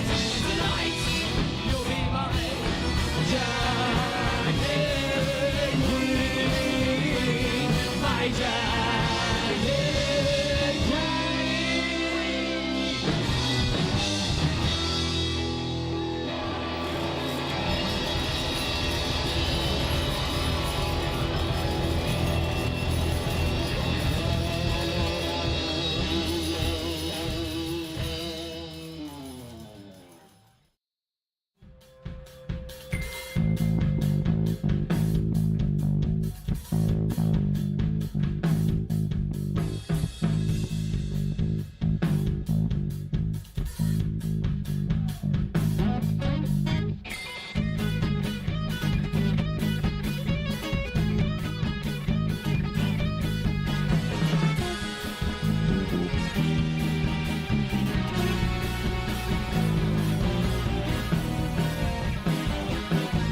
Here's a little tune that will make you want to move. You're feeling in your feet and you're feeling in your shoes. Clap your hands to the beat. You've got nothing to lose. Just be sure to stay true to the kiss of the groove. Dance with the dukes and move with the notes. Rock your bodies, let's get naughty and forget all that we know.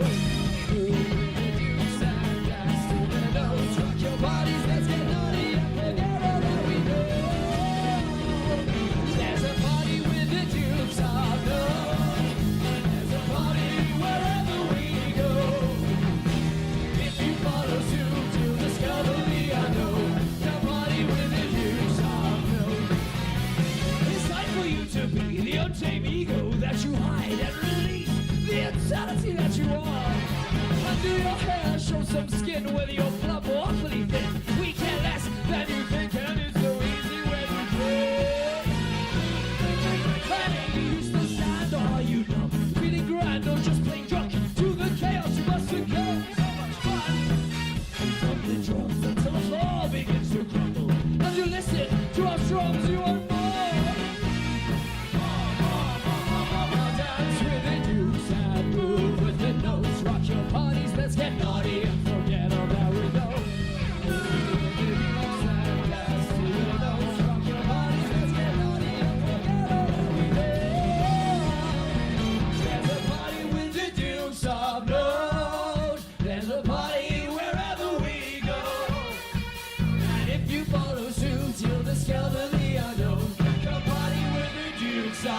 know.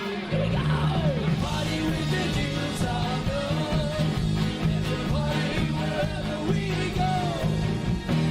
If you follow to discover the unknown, the party with the jingles of love. Let's go!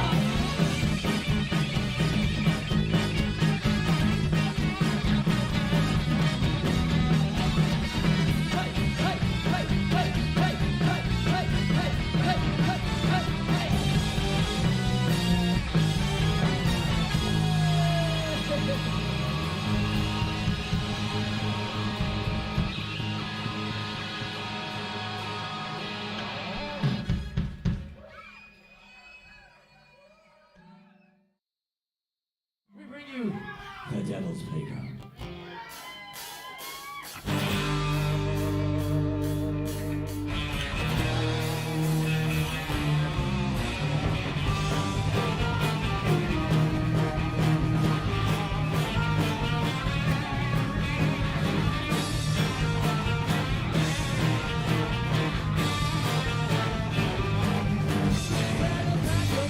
Go.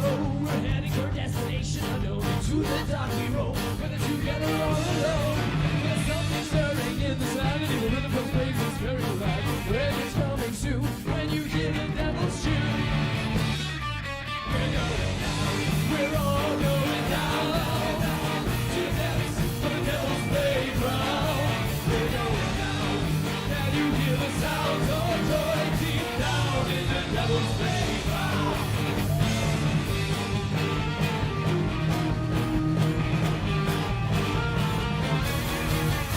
Little demons dancing round and round and singing songs of other realms. The echoes through the night will haunt the corners of your mind. But there's something stirring in the sand, and the rhythm is making very loud. When it's coming soon, when you hear the devil's tune. We're going down, we're all going down. To the depths of the devil's playground. We're going down, can you hear the sounds of joy deep down in the devil's playground?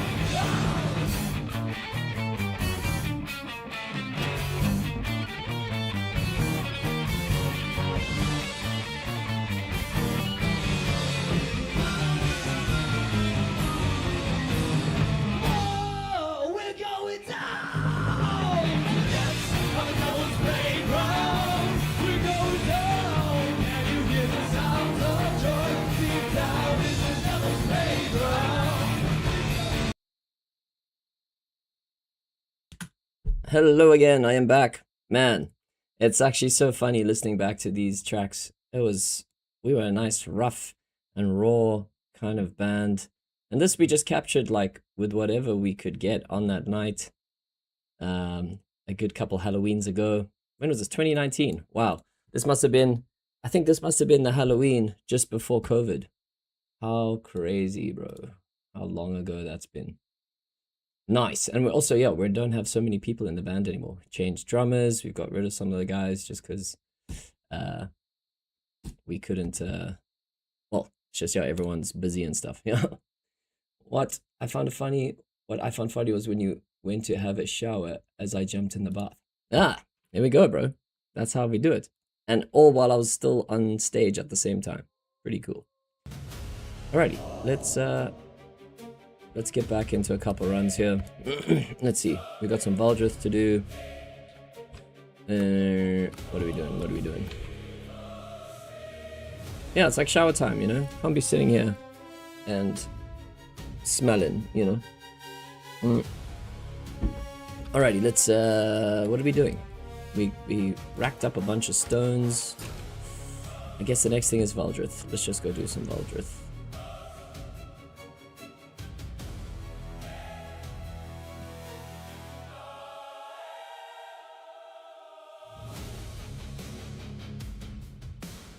What? Just check the Edna and Harvey trailer. It's way darker than I remember.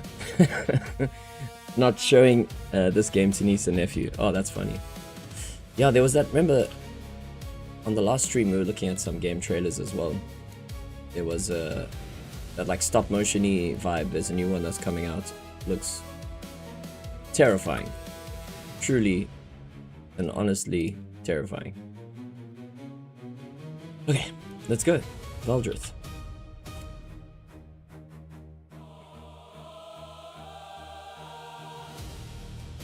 Just to make sure I don't miss a message today. I'm also keen to do a bit of like sketching, and maybe even setting up some of the monster characters for our little game project. So I don't know, I was thinking I either jump off stream or I just change up the vibe. Like maybe we can do some art on stream if you guys are keen to hang. I mean, I'm basically at home the whole day today. It's 4 days from my birthday, 4 days from the patch, which is a nice coincidence.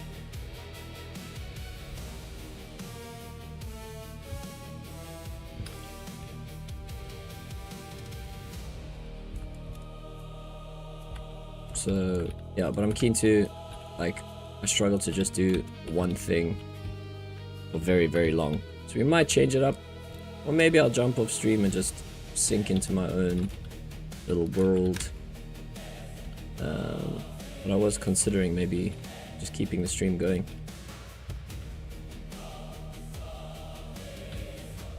See who drops by on the art side of life. Like, I wonder, do they have devlog, like a devlog category as well?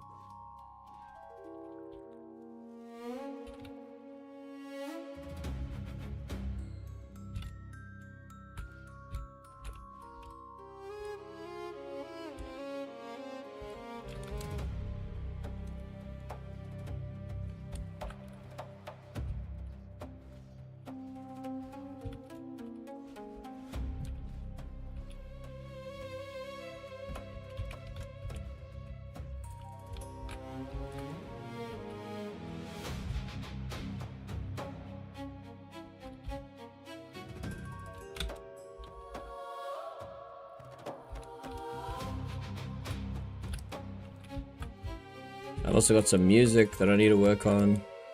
Man, my creative projects are stacking up. I have a new animation I need to design for so the main character in our little game is going to be, well, basically it's going to be like a fantasy action adventure version of me, but basically the character will have the ability to like throw a playing card as one of his ranged attacks. Well, his only ranged attack in the beginning, and then he's got his like signature guitar axe vibe.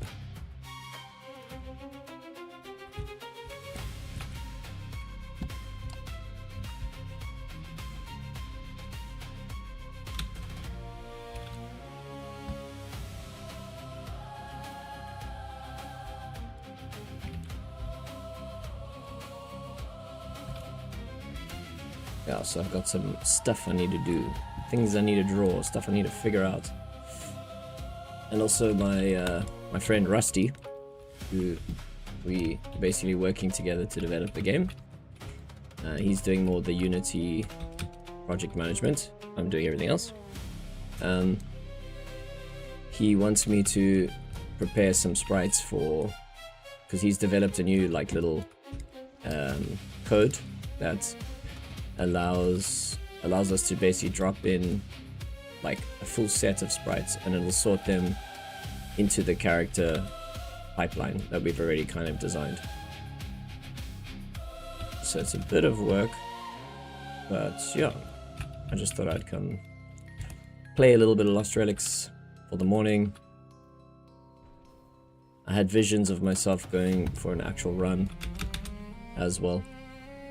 But yesterday we did like close to 7Ks, I think, which was a nice little bit of exercise.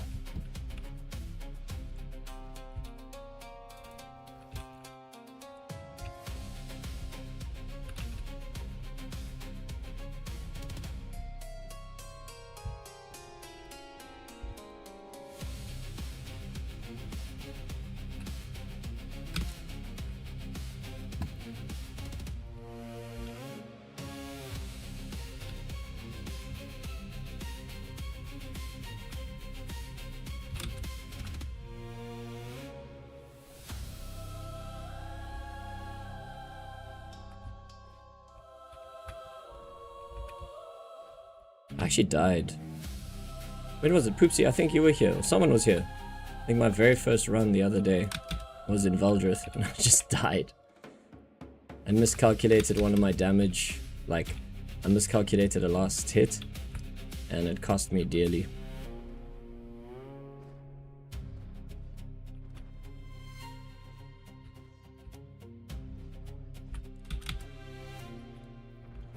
Man, the game really is quiet, eh? I feel like 2 friends online, that's like, normally it's sitting around 10 or 14 for me.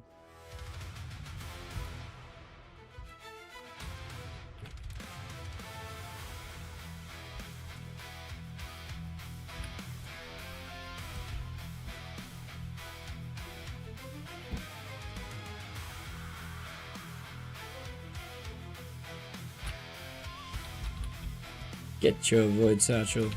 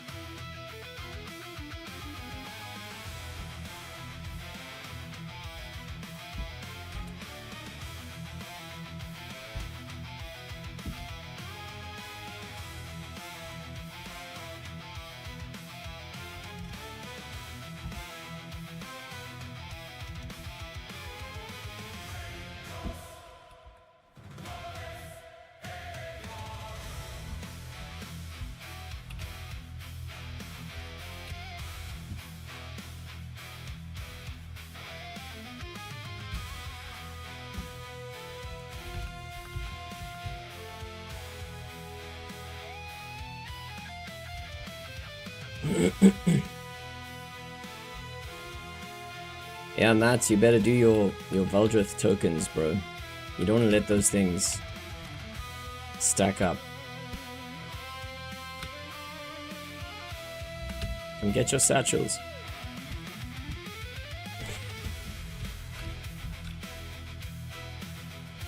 Think about it, 17 weeks times 7, 70, 7 times 7, 49. That's 119 days. So you should have times 2. Alright. We're getting there. 200, so 119, so 120, 240. So it's 238. Right? 238 void satchels over the period of a full expedition.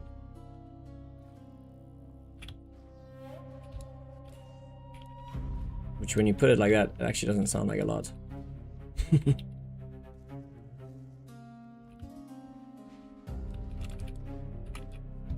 Also, Poopsie, I didn't know you were so responsible. I'm glad you enforcing some parental guidance there. That's good stuff. For your niece and nephew.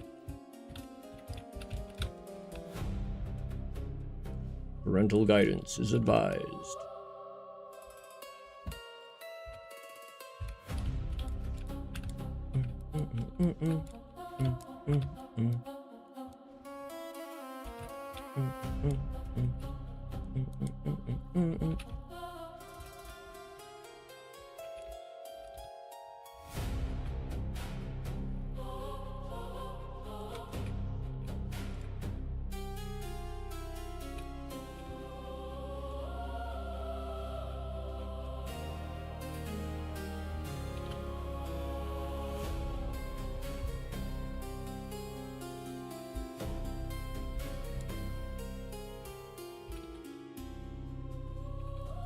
Get your fish.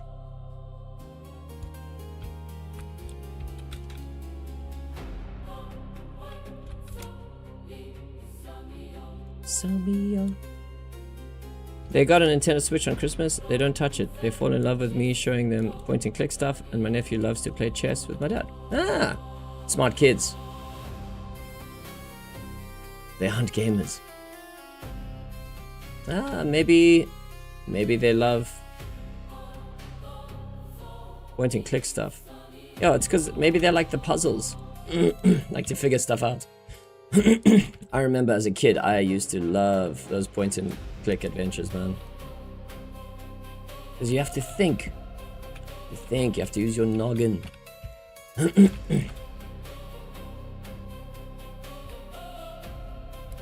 Like in RElics, you have to think. Do I want to open my chests? Or should I sell them?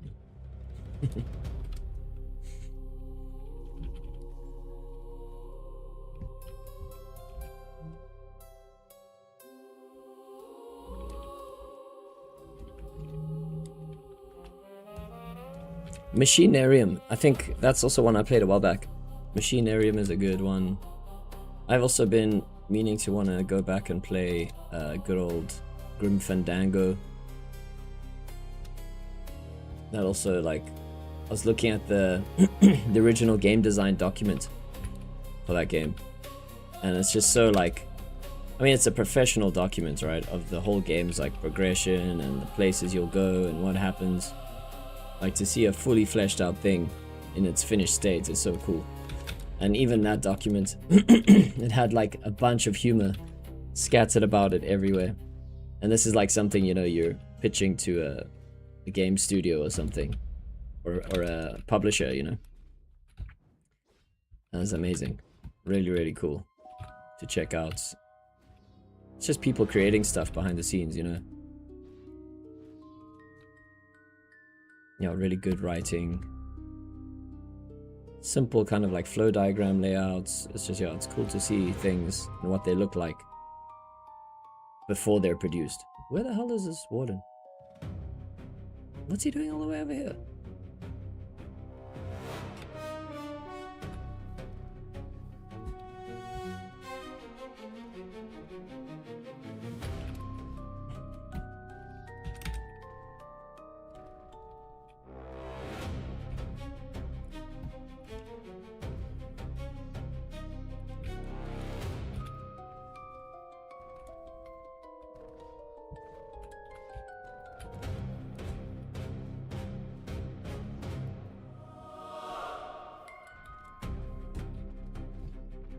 Are you guys, are you trying out the engine excavators?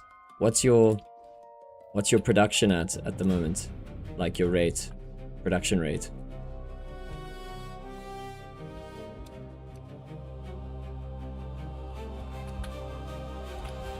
Get your void satchel.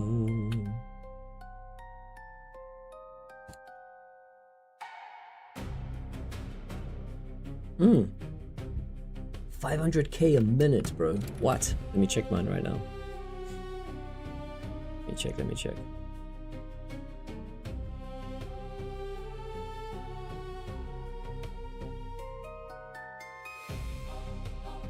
Yo, I'm sitting on, currently, let me just mine these things out quick. 812k per minute. And currently sitting on 135 million gems, which is pretty nice. Let me just grind these out quick. Bam, bam, bam, bam, bam, bam, bam. It's good for your, like, ADHD drummer brain. You just like, you know? Is it good for anything? Probably not, but there's something to be said about numbers just going up. Why? Why do we like that? There's a psychological thing behind that, for sure. Alrighty, 1.38 mil. Let's just go to upgrade. I don't understand how these percentages work. It says 10% per minute, but it's like scales up as you go. So it's like a percentage of the thing, but it doesn't tell you like exactly what that thing's actual potential is. It's like, that doesn't make sense. Let's have a look here. Yo, 100 million for one. That's expensive. But it gives me an extra 60,000 gems a minute. I think that's... we might as well go for that. Or I can get 2 of those, which is the same for more. Alright, no. We'll get one of these dudes. Boom. Bedrock Goblin. An extra 60k. And then let's just blow the rest. Blow it all. Maybe that's not the strategy. Maybe you're supposed to like save it only for the best stuff. Or just blow it all. Surely that is the way to do it. Okay, up to 915k. Let's go. Bum, bum, bum, bum, bum, bum. Yeah, I also started yesterday when you basically, I was like, yay, finally I have a weekend off. Let's play some games. And then you're like, bro, you need to go check out all this other stuff.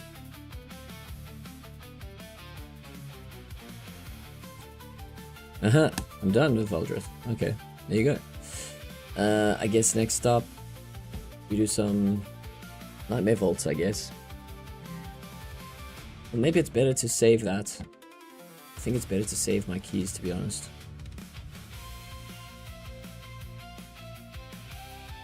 Because I'll be more motivated to get more out of them. Ooh, let's have a look. Someone just sent me something. Let me check this out.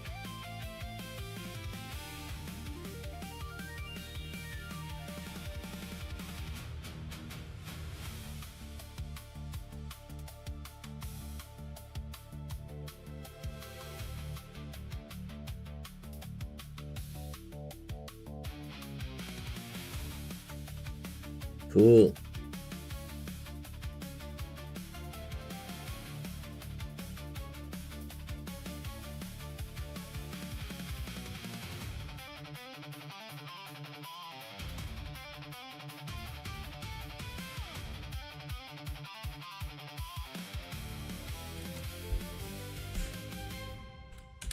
What's up?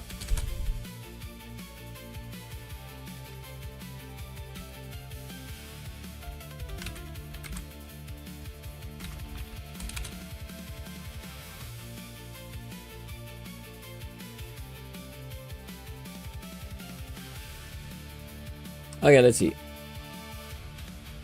But as long as you didn't hit 30 on Breach, you can still grind DN. No, I get you. I probably could. I just don't have a lot of keys. And I don't want to face that that reality of needing more keys soon.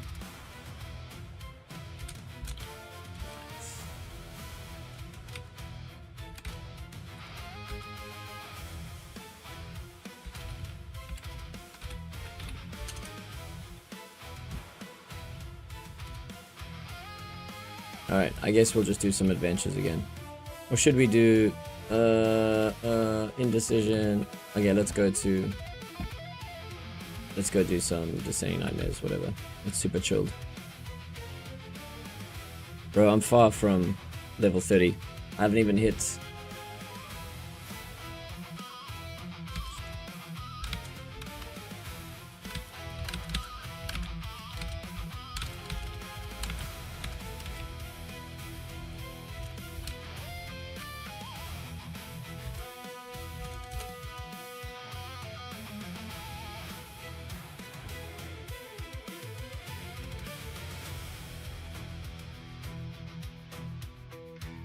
Oh, great.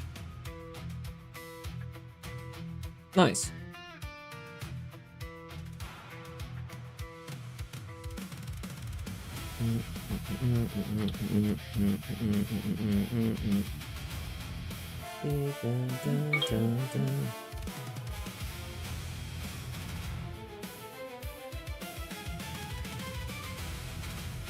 Okay. Let's have a look.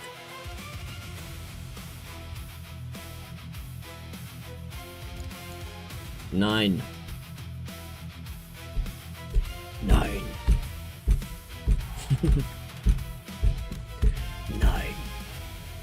It's so cool. I've got like a little a German student I teach guitar to, and he was like, the one day he came to his lesson, he was like, Nick, can you teach me Rammstein? I was like, sure, keen. Which one did we do? I think we did Lynx. You know the song Lynx. All the little ants. Yeah. Pretty political tune for a kid to be learning, but just by his own choice, so that was pretty cool. And one thing about Rammstein, they do have like, their riffs are catchy and they're pretty simple, so quite like easy to teach and easy for a newbie to also get into.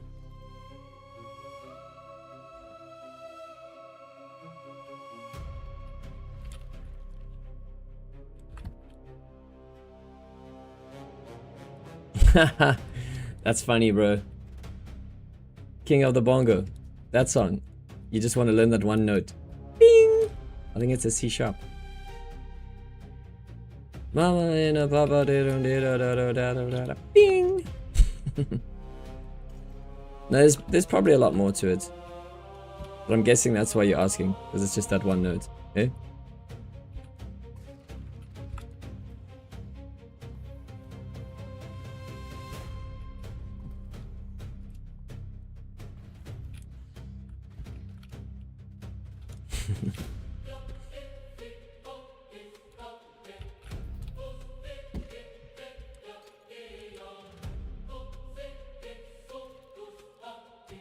Look, there's probably more chords to it. I just remember ages ago when I first started learning, the one friend that I was hanging out with back then, who also like taught me maybe the first few guitar chords and stuff.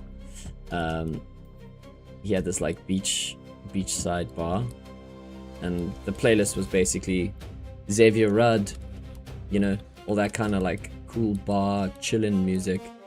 Do you know Xavier Rudd? He's the Australian dude. Does like didgeridoo stuff and like sing about songs of freedom vibes. But yeah, really cool overall chill by the ocean kind of vibe. And then one of the songs on there was also Mano Chao. And I remember sitting there with the guitar trying to find that note. Bing! Bing! Just that one tune.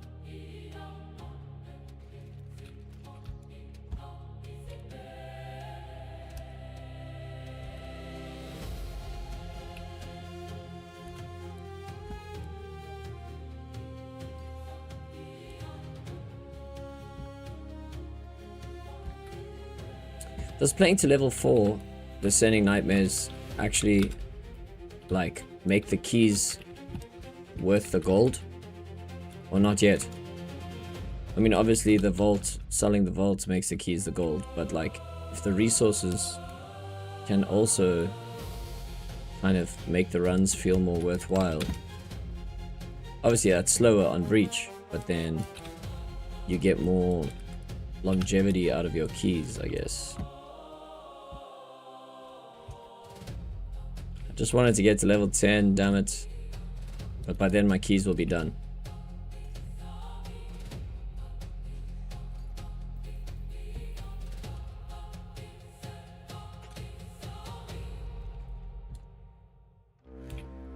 Oh, Lorenzo, are you chilling on stream? Or are you just chatting to me from in-game?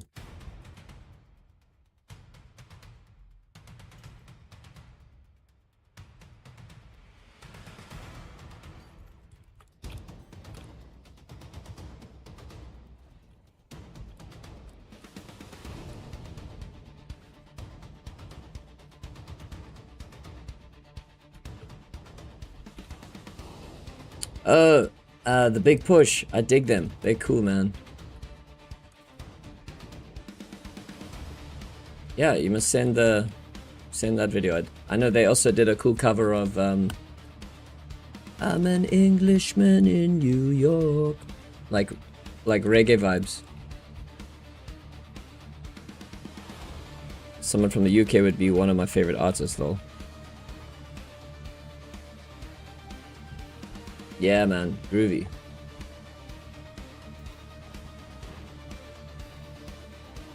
Yeah, one of my students from Australia, he showed me the Big Push. And we're actually busy working. I'm helping him produce one of his own works called Slow Down, which is also like a cool reggae tune, like a reggae blues vibe.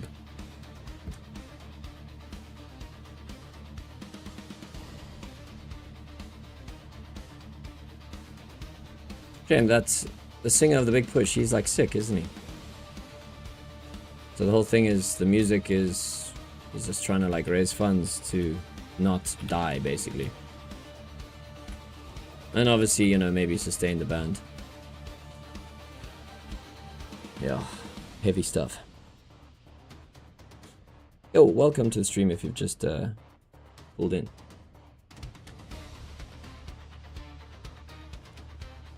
Oh, is that Ren? You're talking about Ren from the Big Push. Is his name Ren? Yeah, he's cool. I mean, yeah, obviously he's playing like a lot of the music. Like, do they do originals or they just do covers but in their own way?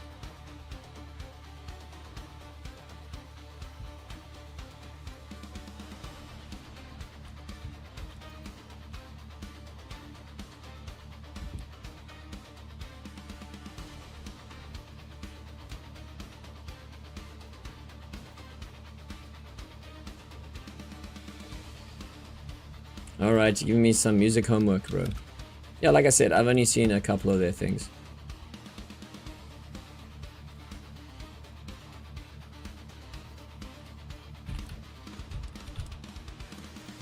Yeah, I must say, I commend modern artists to keep going, because, like, honestly, if there's no support system, like, the reason to produce the music is literally just because you want to.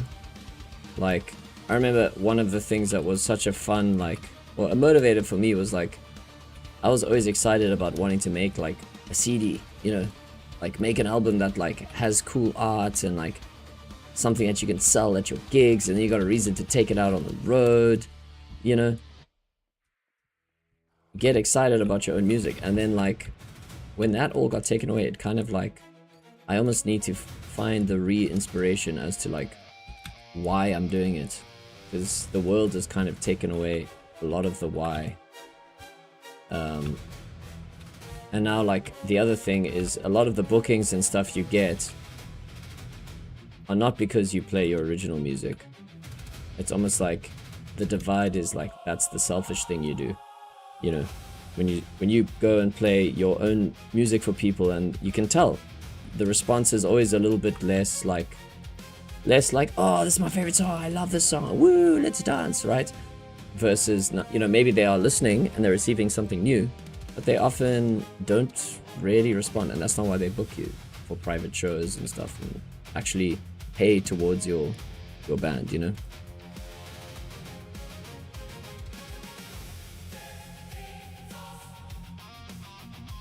You know? And yeah, I mean, for me, that's what I'm saying. That's why I like playing live. Like what you're saying there about the one-take video, you know? Like, for me, the joy still comes from, like, going and playing a gig. But more so when I get to do something that I, like, really love, you know? Like, we recently did that festival show, which was the Secret Circus. And I was, like, collaborating with a bunch of artists, and it was mad, and everyone had, like, face makeup, and it was, like, just a party, man. It was crazy, crazy party. And I think that's what it is. Like, a lot of places in the world to play music, it's like you almost have to suppress yourself, you know? Especially if you want to be, like, a loud rock band, or you want to do something crazy, you know? You have to, like, behave yourself most of the time. And I think that can be, yeah, suppression it sucks, I think, if you're someone who wants to, like, release something, you know, and then you feel like there is no place to do it, or there's no reason but to do it for yourself, you know. But what's the point of doing it just for yourself? I can play songs to myself in my room, you know, on my guitar. So it's like, yeah, it's a weird thing. maybe getting some kind of external recognition for musicians is helpful, obviously. I mean, half of the reason why I want to make a game project is because I feel like I can write story, I can make music, I can design characters. It's art, it's story, it's music, it's everything, you know. And that's quite motivating to me at the moment. And I get to like take my fantasy band that was always supposed to be kind of more of a fantasy, crazy adventure band, and turn it into that for people to enjoy, you know. Also, hours and hours of work. It's not like I'm making money when I'm sitting here drawing storyboards and stuff, but you know, eventually I feel like you can get backing behind a game project, whereas I feel like it's a little easier than getting backing behind your music project. I don't know, music has just in general become less valuable, or maybe it's also the environment I'm in. Like South Africa music scene is like, you know, it's not the UK, it's not like where music was born or where all the famous artists come from. It's like, check this out. I will be very happy, but you don't have to. This isn't a one take, but I think the storytelling is huge. Is that also Ren? Poopsie, could you actually send it to me on Discord? Do you have me on Discord, bro? I think you do. And if you don't, what the hell, bro? Come on, add me already. Because then I can, when I'm in the storyboard zone or whatever, maybe I can listen to it. I always find it's actually easier for me to enjoy listening to music when I'm drawing. I struggle to do it when I'm gaming. I need something that's more like the stuff that's playing now. It locks into the theme. But when I'm sketching, my mind is a bit more free, so I find it easier to listen and enjoy. Because also, like, my mind is so analytical when it comes to music. It's like sometimes it takes a lot of energy to just listen and enjoy. You have to like switch off. Okay, cool. Yeah, then you can send me some other stuff. I'm definitely keen. Yeah, I think, you know, for me, getting some additional inspiration is always good. I think I'm guided by that often, you know.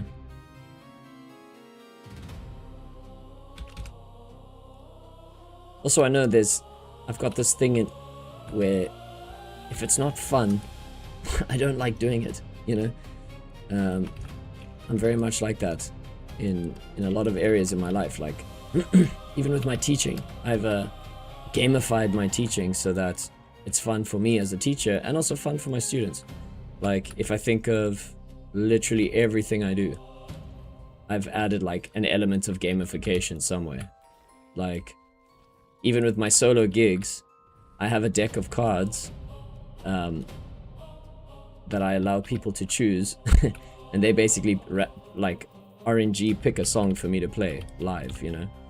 Obviously, I've decided which songs are in there, a mix of originals plus covers, and then they just basically pick the songs for me at a gig, which is fun.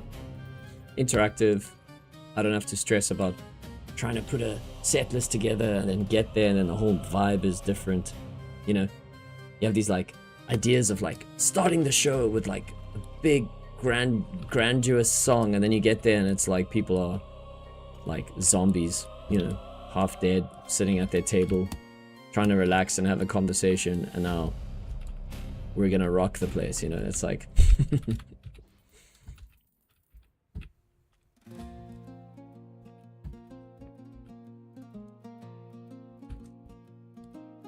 yeah, it can be awkward sometimes, you know. I feel like time and place is a thing. That's why, like, we usually will have a plan, but then change it up, you know.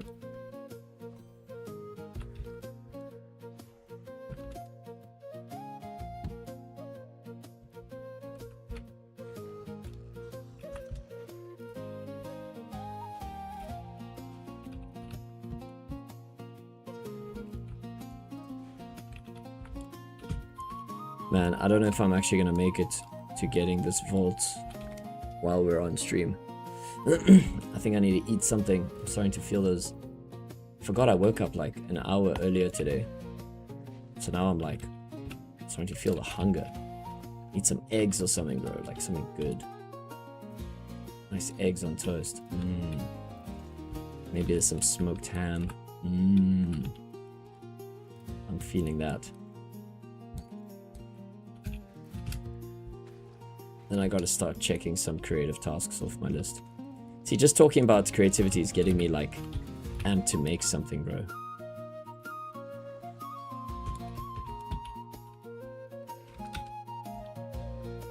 Okay, let me announce my goals out loud. Because then that means I have to do them. My goal is to draw in this order. I mean, first I need to eat. Eat first. But then I want to draw 2 more storyboard scenes for my little game.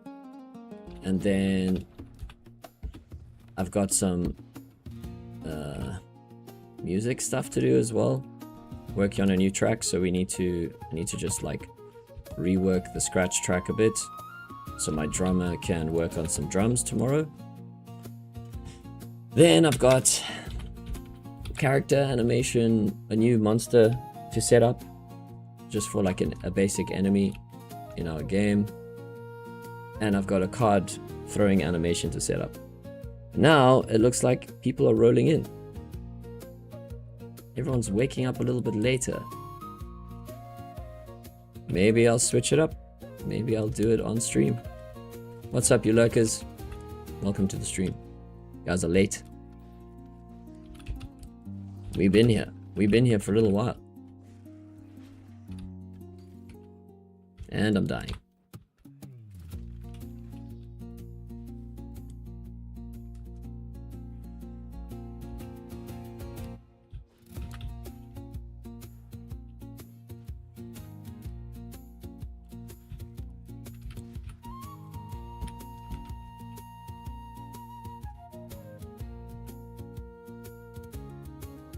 Maybe I'll do some stuff on stream. I don't know. I haven't thought about it. I definitely need to take a break to eat though, so I don't expect you guys to stick around through my break. Because I need to like make some eggs, make some proper breakfast. And then switch it up. I think I want to start with drawing. Then some music. And then maybe come back to do some character model stuff. Just setting that up for rendering some sprites, which actually requires quite a bit of my PC. I don't know if I can be on stream while doing that. Might just be asking for trouble.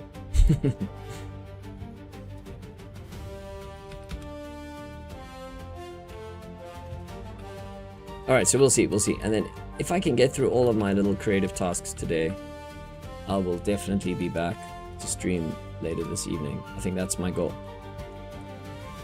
If I can smash everything, then I can reward myself with some more slacking off here in Lost Relics. Or whatever game. Maybe we're keen to switch it up. Play some Six Dragons, or go get wrecked in the multiverse. Into the multiverse. What's the other one? I haven't checked out the Etherscape goals yet. I assume they're actually kind of like straightforward. But you probably need like good gear to get the stuff. Like I'm still quite a noob in that game too.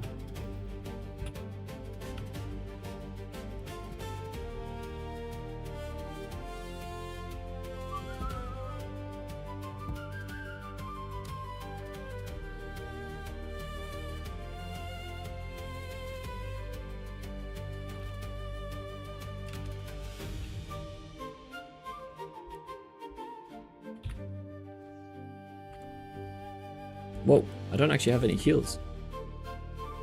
I've been taking it a little bit too chilled, it looks like.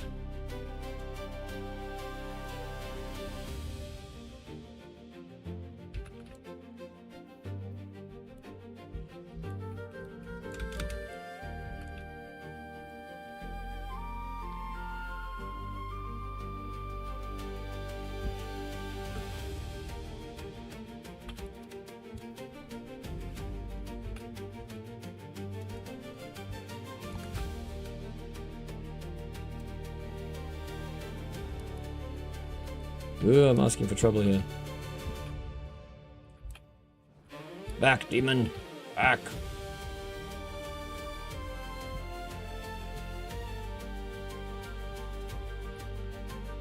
Let us focus. Nice.